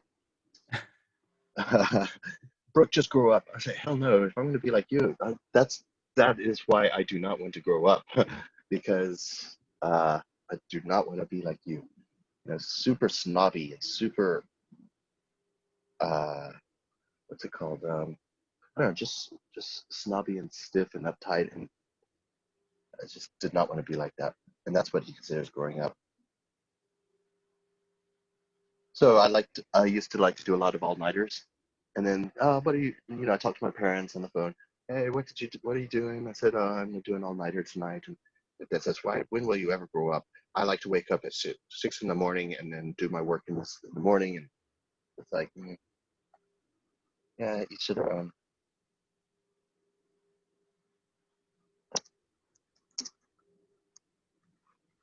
But now actually I do. I have to, because now I'm teaching some classes, and I have to do work. So actually now I go to bed early and I wake up early as well. It depends. Sometimes I stay up all night as well. I do like doing all-nighters. They can be so fun, but I have to be in the right mood for it. But when I was in college, I was all-nighters all the time.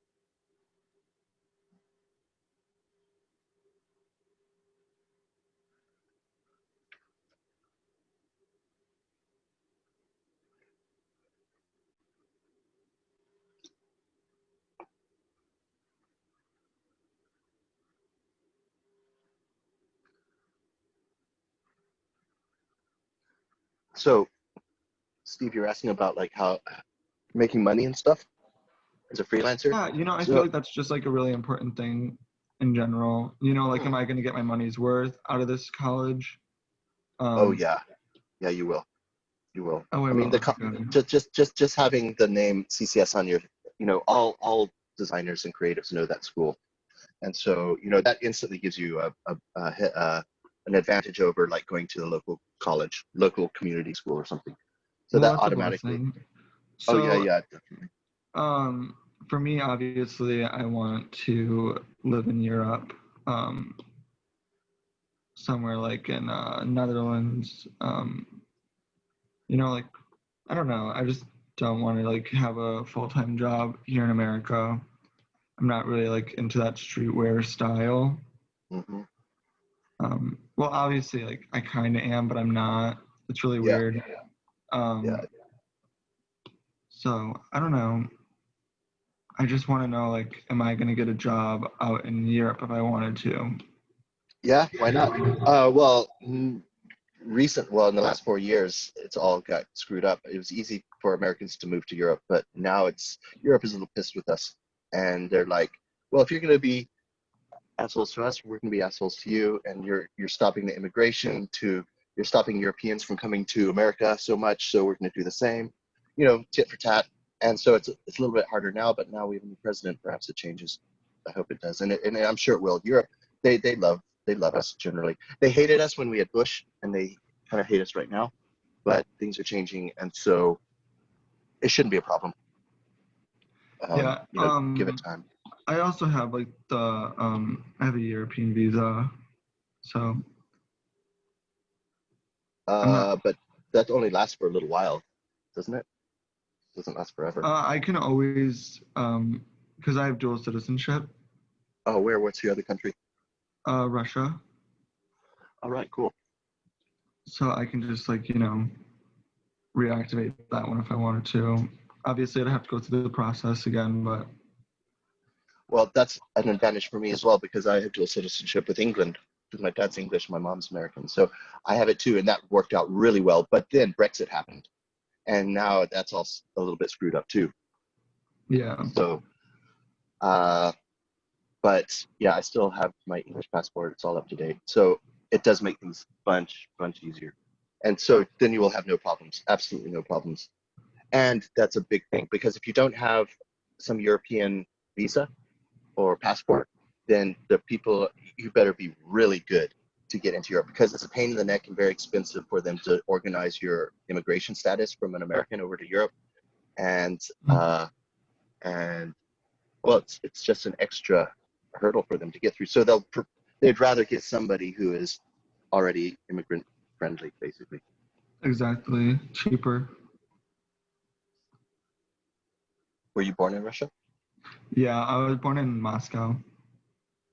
I used to have a Russian wife. It's crazy. Huh. She was such a psycho. I mean, makes sense. Do you still speak Russian? I'm not fluent, but I've been taking classes so that way I can like learn again. Because I moved here when I was like 5, so I was already in the process of learning it.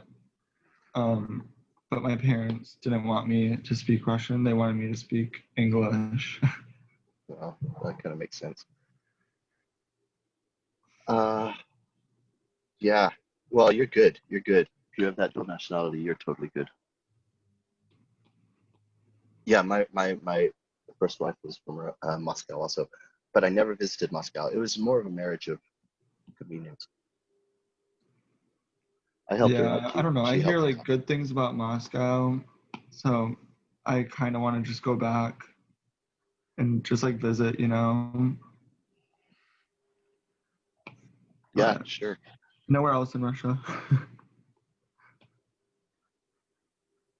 I hear St. Petersburg's really nice.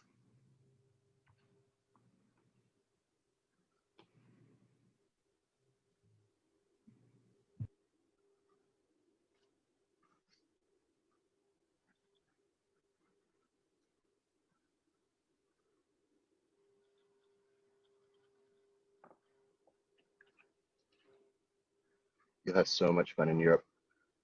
I got a cheap used Porsche, and it was awesome to just go drive all the way through Europe on the autobahns and in the just goodness, just all across Europe. I think I drove all the way up to maybe I rented a car. I drove all the way up to the most northern part of Denmark,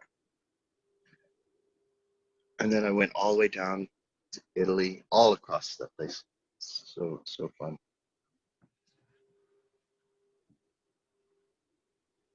Definitely good times. They're big partiers. Oh, I know. You said Autobahn, right? Yep. So do you know of the TT, the Isle of Man? Oh yeah. Yeah, Yep. I really want to race that. Like, I want to be in that race. Obviously, I know how dangerous it is. But I don't know. I love racing in general, so So are you I a feel car like it'd be lover? really cool. Are you a car lover? Yeah, I actually do love my cars. Oh, wow, I didn't know. Do you ever Yeah, sketch I got them? it from my dad. Do you ever sketch them? No, I cannot sketch cars. Well, if you can do shoes, you can do cars. That's a funny thing because more in the sport section, they often hire car design graduates for shoe design, because if you think about it, side views are similar to cars in the sense of sport shoes, because they're speedy, they got those kind of fast lines like cars do, and so they Yeah. often, that's why I got hired. I graduated in transport design, and a lot of people get hired for shoe jobs for that. So if you can draw side views of shoes, because even high heels and stuff, those are kind of fast looking, then Okay. I mean, I can definitely try. I mean, why not? I mean, because that would really teach you a whole different type of sketching, and you know how hot the car sketches are, how really wonderful they are. And Yeah. if you could apply that to shoes and footwear and whatever you're doing, that would be a really cool thing. So I wonder if it'd be worthwhile doing a module next semester or whenever you get to choose stuff. I wonder if it would be worthwhile to do something like that. You know, because it would really just increase your breadth of skills. Um, Or it's not I interesting was enough. gonna minor in product design, but instead my product design friends told me that I should just like take some of the classes instead of minoring. Are there any like classes that like would help me in a way? Yeah, I'm sure. I am sure. Well, what about that soulology? I know you say you're not into the urban wear so much, but what about that soulology? Isn't there a class? Yeah, they're No? definitely my friend Kaylee, I think you know her. She's friends with Oh yeah, Lauren. yeah, Yeah, yeah. she I told remember. me to take that one. Does it interest you, or? It doesn't interest me, but anything that can help me get better, I think that's all that really matters. I wonder why they said don't minor in product design. I wonder why they said that and just take a few classes. Because she said it's just like so busy that I wouldn't really have enough time to really work on my major. So I don't know. I feel like she's like it's like you can choose one, but both are really busy and complicated. Yeah, that makes sense. I mean, I hear students, yeah, they are suffering when they do those extra classes. I mean, when they do that minor stuff. Yeah. Is that Soulology online, isn't it? Actually, I think it must be. It must be. Yeah.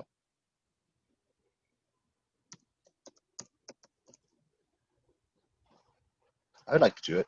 Well, actually, I could probably teach that class, but I think that guy was actually from Nike,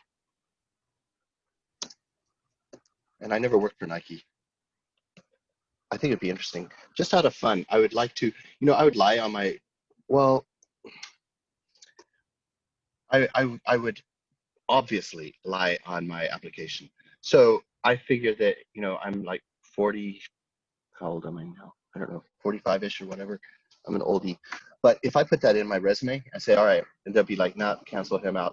So I think I would put in, I'm 99 years old, and stuff like that. And it's obviously a lie, but it's not a lie. It's more of a joke. And I don't know if they take it seriously or not, or if they would throw it straight in the bin. But on the other hand, it might attract attention. Anyway, just out of curiosity, I would thought about applying for a job at Nike. I don't know anyone in there anymore. I might know people. I don't know. Have to look, but uh, it'd be interesting. I love the whole West Coast.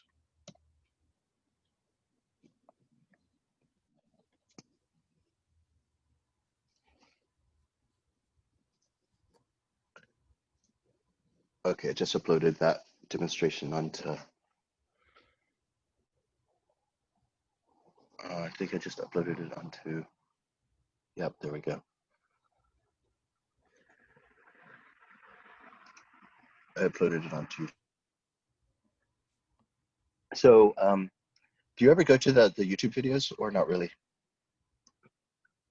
Have you subscribed to it? I watch them if I miss your class or if I have like a misunderstanding of the homework. Oh yeah, okay. That's good. I'm not getting that many views on it. Comments, no comments. Hold on, I'm getting some comments. Let's see what that is. It's pretty much private, this for CCS people only, really. I haven't publicized it.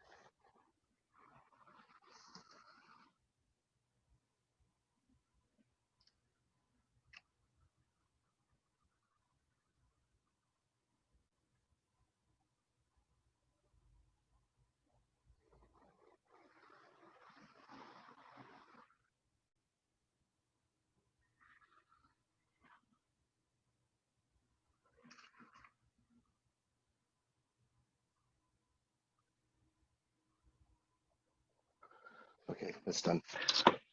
What time is it? 10:42. Okay, I guess I'm gonna sketch.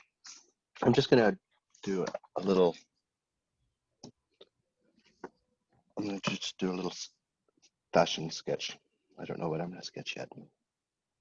Just a little fun, something fun, and I'll share my screen.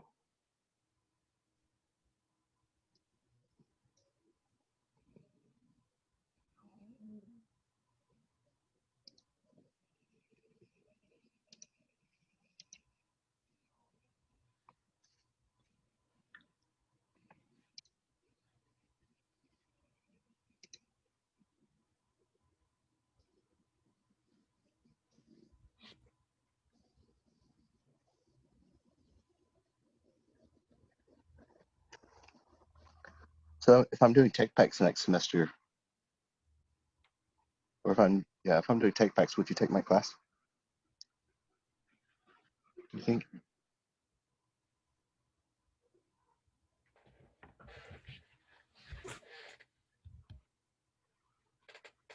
My semester's already pretty booked up, but yeah, I would. I think I'm taking Tech Pack later on though. Later on, what do you mean later on? Like not next semester, but maybe next year. Oh, okay. That's a fashion class, right? It is. It is a fashion accessories class. It's all about making tech packs for bags, specifically bags, hardware, and shoes. Gotcha. And very, very intensive on Illustrator. And Illustrator is the most amazing software. It's just so fun and useful. So I would definitely encourage, if you have any Illustrator classes, I would definitely take them. Yeah, I think I only have like 3 classes left for my fashion minor, so yeah, I think that's one of the last ones. So, there's that company here in Detroit that makes football helmets and safety equipment. Is it Zenith? I think it's Zenith, and you see it in the product design area. There's like football helmets Yep. hanging in there. I've never really looked too much into them, but I've always been like, anyone who has done work for them, I've always like thought it was amazing. So I think it's very friendly. Are you totally into sport? I mean, yeah, big time. If I didn't do like, yeah, I don't know. I just mainly like soccer and basketball, but American football could be cool too because there's so many different things you could help create. True.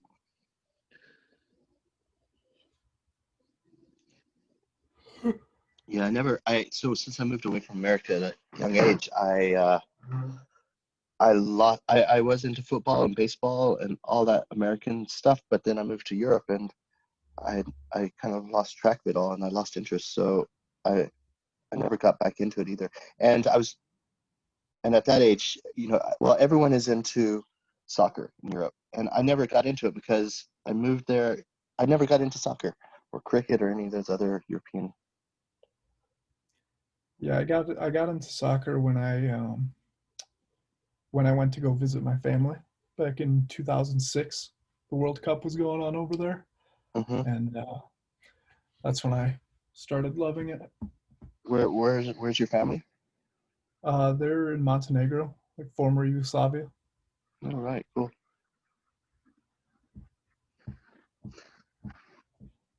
Yeah, it's nice to keep the connections in Europe. So I'm lucky to be married to an Austrian woman, and so we have to go back. Well, don't have to, but we go back whenever we can. Except we were going to do it this summer, but we couldn't because COVID. But we still go a lot.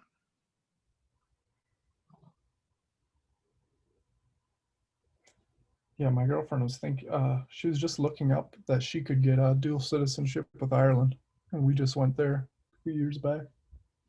How could she do that? Because they're relaxed or what? Yeah, I think her grandparents and stuff Hmm. like that.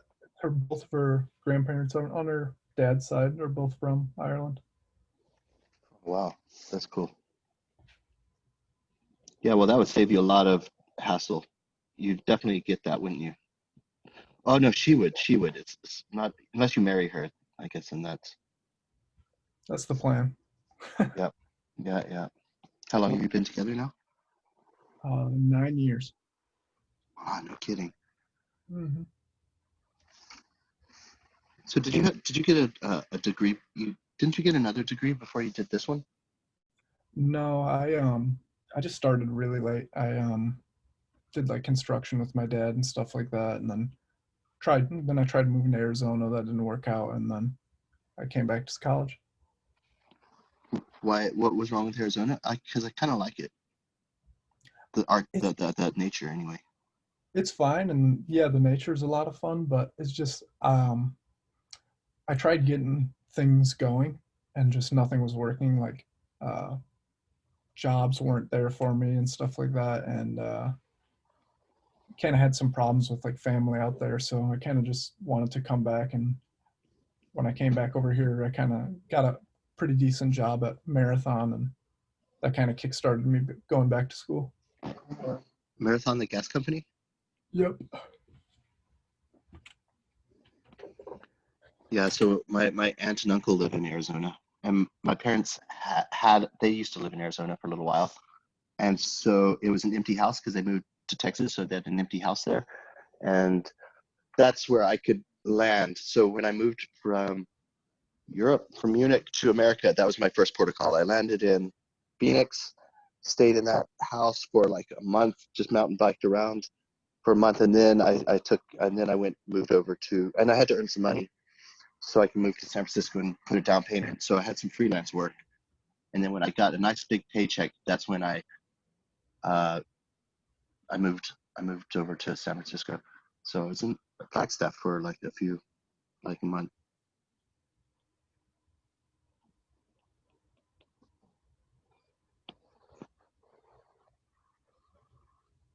Oh, that's where their house was in Flagstaff. Yep, Flagstaff. And I like that location absolutely because it's by the Grand Canyon and the Sedona and all of those like really pretty places. Yeah, I just went a few months ago, and we went to Sedona. Sedona was awesome. I loved it out there. Oh yeah, it's really cool. Like the pink Jeep stuff. Yeah, my that's what I did. I did that pink Jeep tour. That was a lot of fun. I didn't do that one. I did a Hummer tour. Oh, okay. So that was really nice. Um, yeah, my family mainly lives in like the northern Phoenix area, but like the most fun I've had and like my 4 or 5 times going to Arizona was when I went to Sedona. So you probably also went to the Grand Canyon. Yeah, I did, but the funny thing about it was completely covered in fog, and I didn't get to see any of it. And it was raining. Actually, it was even snowing. It was like freezing cold. Huh. I couldn't believe it. Like the only day I could go, it was freezing. Gosh. What did you do at Marathon? Oh, I was like a warehouse operator, just on like forklifts, stuff like that. Right. So are you happy so far with product design? Yeah, definitely. So you definitely found your calling. I mean, it's all definitely find jobs with all that sportwear stuff. Yeah, I think I always kind of wanted to do it, but I never really like just got into it, and then I finally just stuck myself into it when I started going back to school. Then what made you come to CCS, Detroit of all places? Well, that was one thing I was thinking, because I was thinking about just going to like uh, ASU when I moved. I was thinking about doing it in Arizona, and then stayed there a couple months, and that didn't work out. So I came back, and I just figured the best school in Michigan, or one of the best in the country, would be CCS to do it. So But there are a few comparables, like Cincinnati's a very good product design. is it? I didn't know about that. Yeah, Cincinnati, and then also, of course, Art Center in California. Oh yeah. How did you research schools? Did you kind of just Google it, or? Yeah, I just really just Googled it, and I didn't even really know. I didn't even know like what product design was. I just figured people just like sketch shoes, and that's how they got to Nike and stuff like that. So I Which is, finally like, figured it out. And CCS's website was really the one that kind of taught me everything.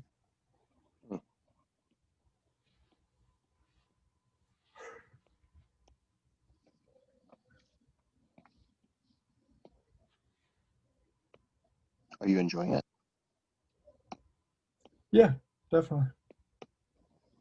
I kind of wish I can't wait until this is all over so we can get back to school, just because motivation kind of lacks when I'm at home.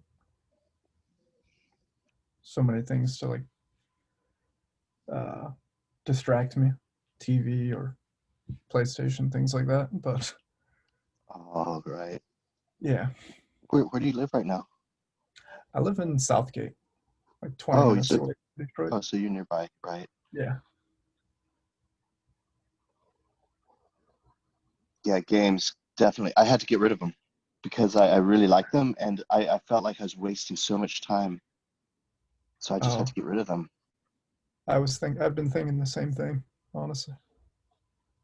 I got rid of all my gaming stuff like 2 or 3 years ago, and I haven't touched it since. But I have started to get the urges again to get back into it a little bit.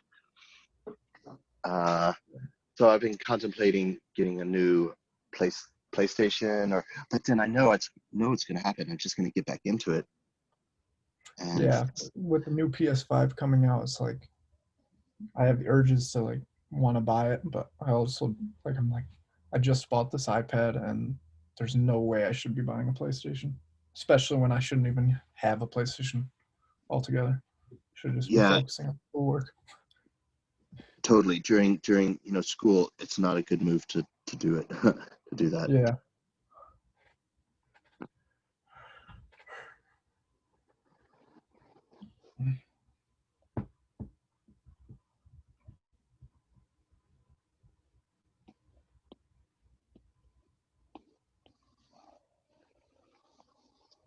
Well, I was feeling guilty, totally, for obvious reasons, because there I had a career to work on, and some money I should be earning, and instead just wasting hours all night on games.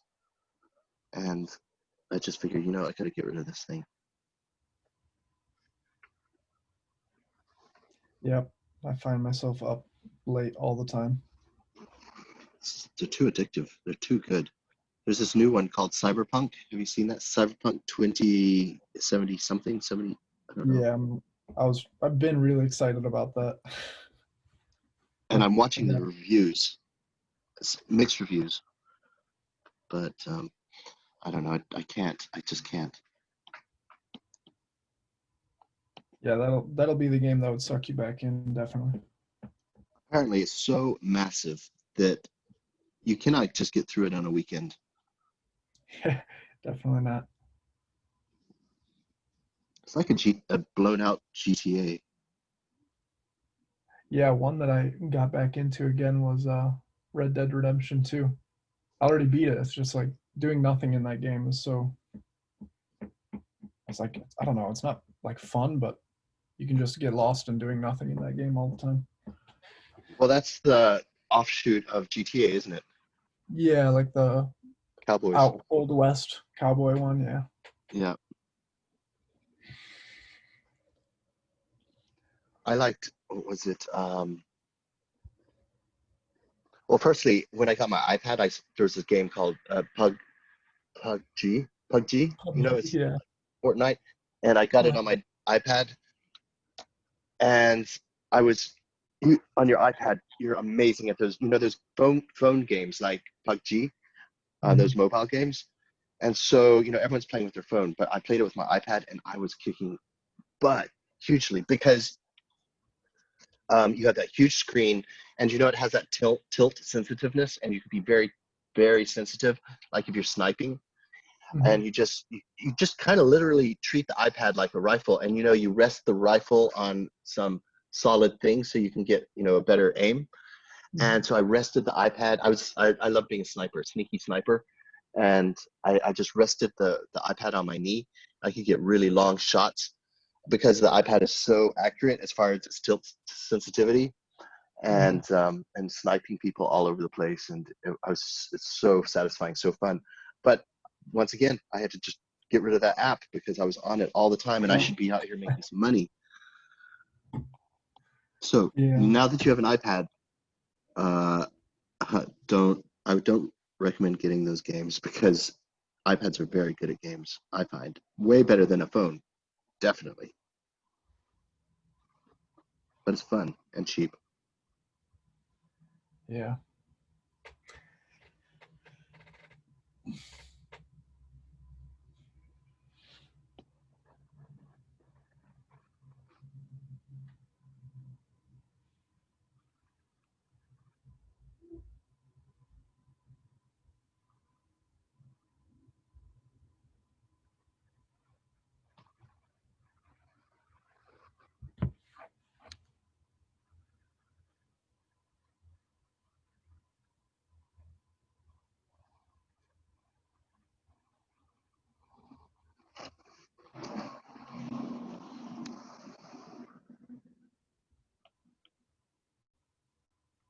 So, Brooke, what do you like to design? Like, I know you said that you don't like really designing heels that much. Like, you don't do it a lot. I don't because I've never had a job to do it, but I like it because they're so sexy. I really love heels because of just the fact that there's a high heel. There's all that real estate underneath the heel that you can play with. Exactly. And I really love high heels, and the fact that they're super sexy because of the whole. And so I do like them, but I just never had a job to do them, and I've never worked in the hardcore fashion industry. So I've never had an opportunity to do it professionally, and I don't have any experience. So I guess that's why I never really got into it heavily. But working with the fashion accessories people and people like you and things, I love being forced to get into it. Yeah, because I like the design that you're doing right now. It's really cool. Like, it's just like modern and everything. Thanks. It's more of a platform, isn't it? In a way, yeah. Well, I think there's a lot of innovation. I mean, you cannot top the innovation that comes out of these high fashion brands. They're just doing the craziest stuff, aren't they? I mean, but yeah, I don't. Okay, I'll tell you what put me off. So I had this job where I was designing bags, and I'm a very male designer, and I need to be open way more about unisex stuff. And I'm open to it, but I'm just not good at it. So, for example, this bag company, they said, "Hey, Brooke, we want you to design this very floral, very feminine. This bag is totally for the feminine look." And so, and I just couldn't do it. And then so they hired a girl to do it for me. They still kept me on, but they were disappointed that I couldn't do the super feminine stuff. And I felt guilty. So it put me off. I was like, all right, well, then in that case, I probably would not be good at fashion. And I never even looked into it. It's funny how those little life experiences will put you off I mean, on stuff. yeah. I struggle with designing for men.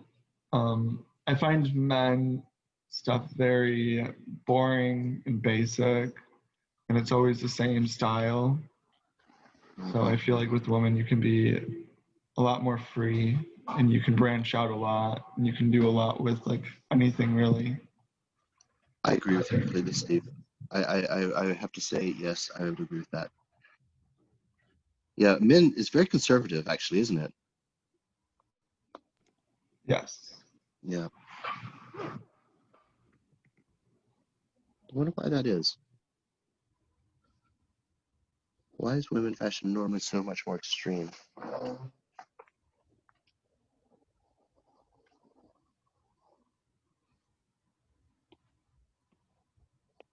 It's always been that way, though, hasn't it, in history? The women's fashion is always, well, I don't know. Then you start thinking about medieval times when those guys were wearing this just crazy stuff. Um, the frills around the neck, the I don't know what you call it, but the penis cup. You know what I'm talking about? Like that big thing around the penis, and then all this, and then leggings. Yeah, like those Meanwhile, the calf plants and stuff like that. yeah. Meanwhile, the women were wearing these crazy opulent, huge, blown out dresses with a corset. And back then, men's fashion was really crazy. And then the makeup, totally white faces, nearly looking like clown a little bit.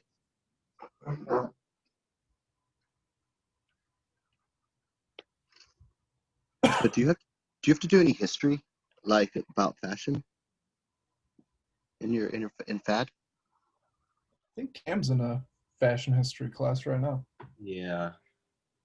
It's all right. Is it directly fashion history of fashion? Yeah. Um, yeah, like more like older styles, like 1800s to 1900s. Isn't that kind of interesting? It is. Yeah. Um, it's just like worksheets though that I never feel like doing. You just want to get in there and draw, don't you? Yeah. I hear you.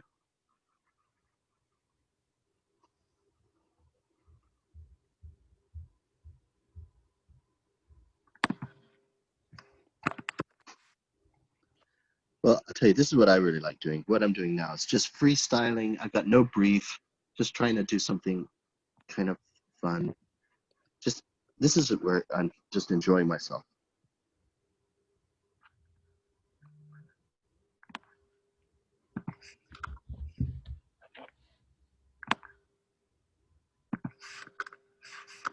I guess that's another reason why I went freelance, because I like doing my own thing.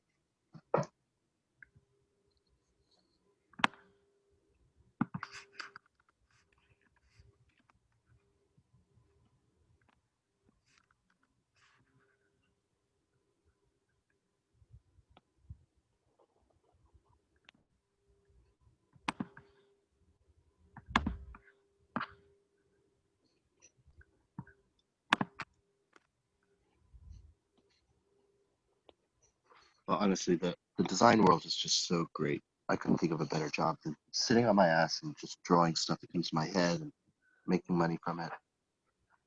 Just very satisfying.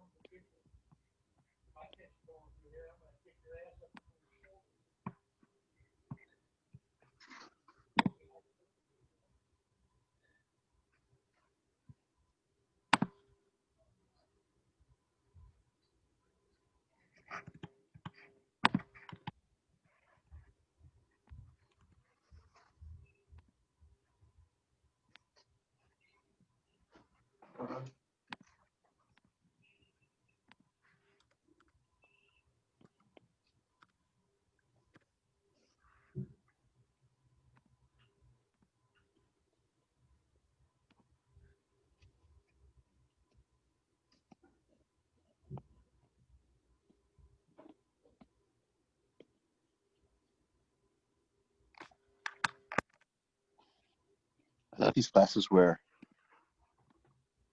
there's no particular agenda. People just can talk. I really like it because this is what you do when you're in a studio, and even in friend situations. Friends come over, and it all started at college. Friends come over, and you all work on your coursework, and just chit chatting and talking and having a laugh, but also doing something productive. So I still do that. I invite people over to my house, and we get funky and just sketch and draw and just chit chat. Basically, just like we're doing now.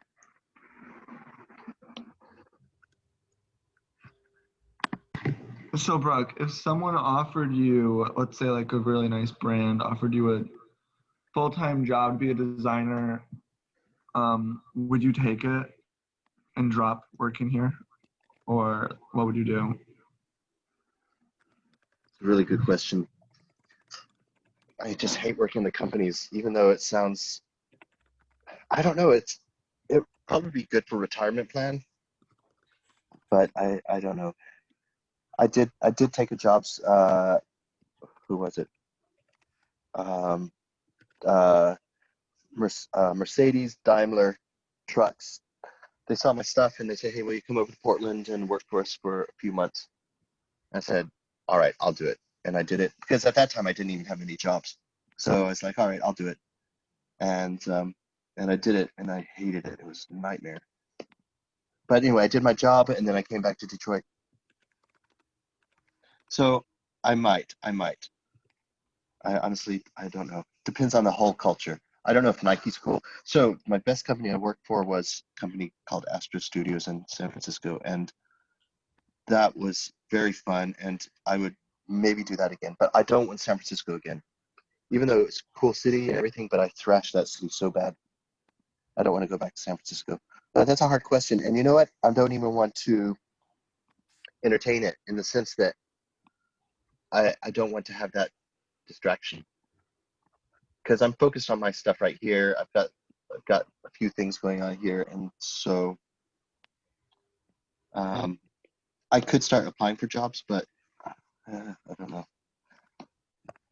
If somebody were to offer me something like that, just see me on LinkedIn or see me portfolio, that would cause me some stress because I'd be like, oh, should I do this? I talked to my wife, should we move all that stuff? And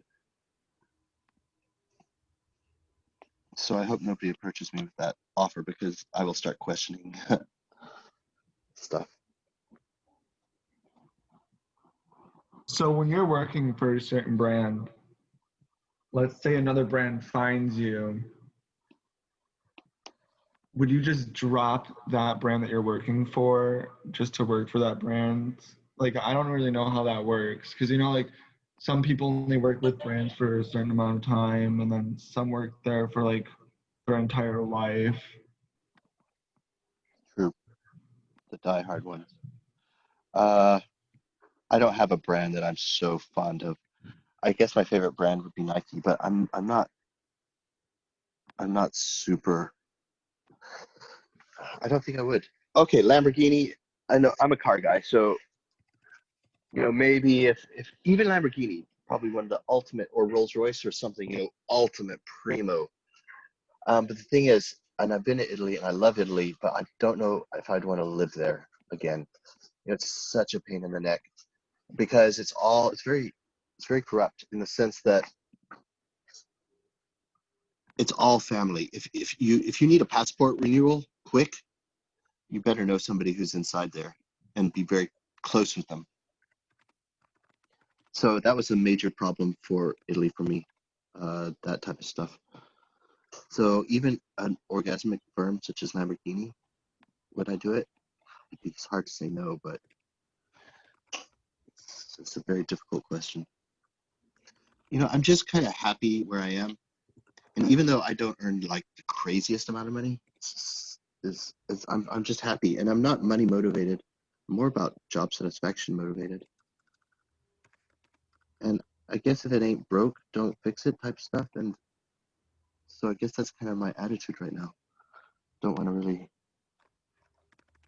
tempt any of that stuff. So I'm just going to continue doing my thing. I must say, Detroit bothers me a little bit because it's quite ugly, and that bothers me. But on the other hand, I do support the city, and I like to be part of it in its rejuvenation period. Were you raised But here, that's Brooke? no. This is I moved to Detroit 10 years ago. Oh, okay. Yeah, no, I was a newcomer, completely newcomer. I came here because of because as a master's. It was during the recession, 2008, 2010 time, and the recession was going on. And my freelance, here's an example where the freelance just dried up, more or less, it just dried up in this time. So I thought, all right, we'll go to Detroit and do a master's. And it's a cheap city, so I knew we could afford to live there. I'll do a master's, and that's what brought us here. And since doing the master's, I've stayed because one of the things about masters is you meet all the important people. They take you more seriously as a master's student as opposed to an undergrad. So the heads of the company come and visit, and you get to know them personally. And then you're more like, since you already know them personally, they're more likely to give you a job and make connections. And so I made all the connections here in Detroit straight in, as in the car world. And I got jobs. And so I really never, I couldn't think about moving away because I had no jobs anywhere else. I'd have to start again. So you did you get your master's here at CCS? Yeah, I did. Yeah. Oh, In that's cool. transportation design. Yeah. Well, that's why I'm a teacher, because I got to know all the teachers well, and they all got to know me. And so that's how I started teaching here, because I got the master's. So 2 questions. Do you teach any transportation classes? Sometimes. I'm not doing any right now. Okay. But I do sometimes, yeah. And then my other question was, I always see like jobs on like LinkedIn and stuff like that for like product designers at GM and stuff like that. What does like a product designer do at GM and stuff? Because I know there's transportation designers as well, but Products, there's a lot of products that go with the car. Like okay, for the pickup world, there's lots of jobs for like toolboxes. They need a product design attitude for like trucks and Jeeps and stuff, because it's a very much producty thing. It's so they get a product design slant to do innovations in the truck bed. Car designers are generally more styly. It's more about styling and the sexy lines. But product designers, we think about things a little more practically. So, for example, on the Ram trucks, you can open up the side above the rear wheel. You can open up these lids and get toolboxes in there. That's from the product design department. So it's that type of stuff.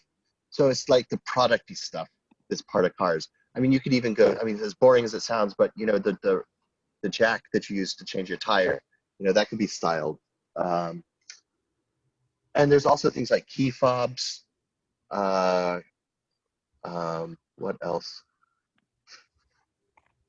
so would it be like Yeah, like any stuff inside the car, like the what would you say, like glove compartment or like could your be. Yep, signal stuff like that? yep, Okay. yep. That kind of stuff. Yeah, I see these jobs a lot also. Jeep is especially very strong in that, because Jeeps are very functional and they're not sexy vehicles. They're very producty. And so they hire definitely a lot of product people in the Jeep world. There's so many accessories that goes with Jeeps. Roof racks and all that. That's kind of getting into the producty world. Yeah, I keep seeing link on LinkedIn. Fiat has like a bunch of product design jobs opening up in Michigan. Well, Jeep is selling like hotcakes. They are not having a recession at all. So Wow. they're hiring crazy. In fact, I just signed a contract with Jeep like a couple of weeks ago. Oh, congrats. Thanks. So what I'm doing with them is I'm just doing the graphic design for all the exterior Jeep stuff. So on the side, on the engine cover, that says Renegade or Wrangler, and then they're starting to branch into like graphics, American flags, and graphics on the side. Stuff like, and I hate it when it says, but like rips, and like the Monster drink. I hate those type of graphics. Yeah. But I'm doing that. So they're hiring me to do 20 hours every 2 weeks. They're hiring me to do 40 hours a week. It's basically 2 wraps. I think I need to do, I don't know exactly. It depends how long it takes, but I need to do around 3 wraps a month with those guys. And so I just sent off a bunch of sketches for my last one, and they accepted it, and I just need to get into Illustrator and finish it. So that's cool. That's kind of a fun job. No, it's very fun. I love that because it's using a canvas on a car and just putting some art on there. I think that's pretty fun. Yeah, sounds like it. Good little part-time job. So do you get like a lot of car companies like offering you jobs like that? Yeah, it's a lot of the time it's suppliers who supply things to the car companies, like Oh, okay. stereo companies. You know the stereos that go inside cars. Well, I get jobs from them to design the speaker grills, and that's very producty. That's another example of product design. Mm-hmm. What else? So Ram trucks, I did a project with them how to really like accessorize their whole bed system, so you could put tools in there and have workbenches. So so I get just little short freelance jobs. Yeah, I get them quite often, and they're pretty well paid as well. The car companies definitely pay well.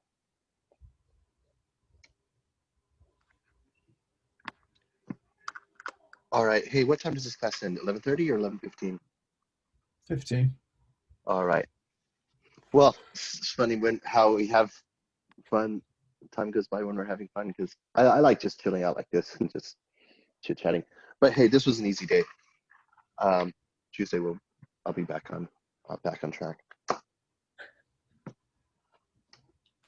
All right then, guys. Class dismissed, I guess. You know what to do for homework, just those orthographics. Yep. Okie dokie. Well, have a great weekend, everyone. Don't get too wasted, and I will see you on Tuesday. All right. All right. Bye-bye, guys. See ya. See ya.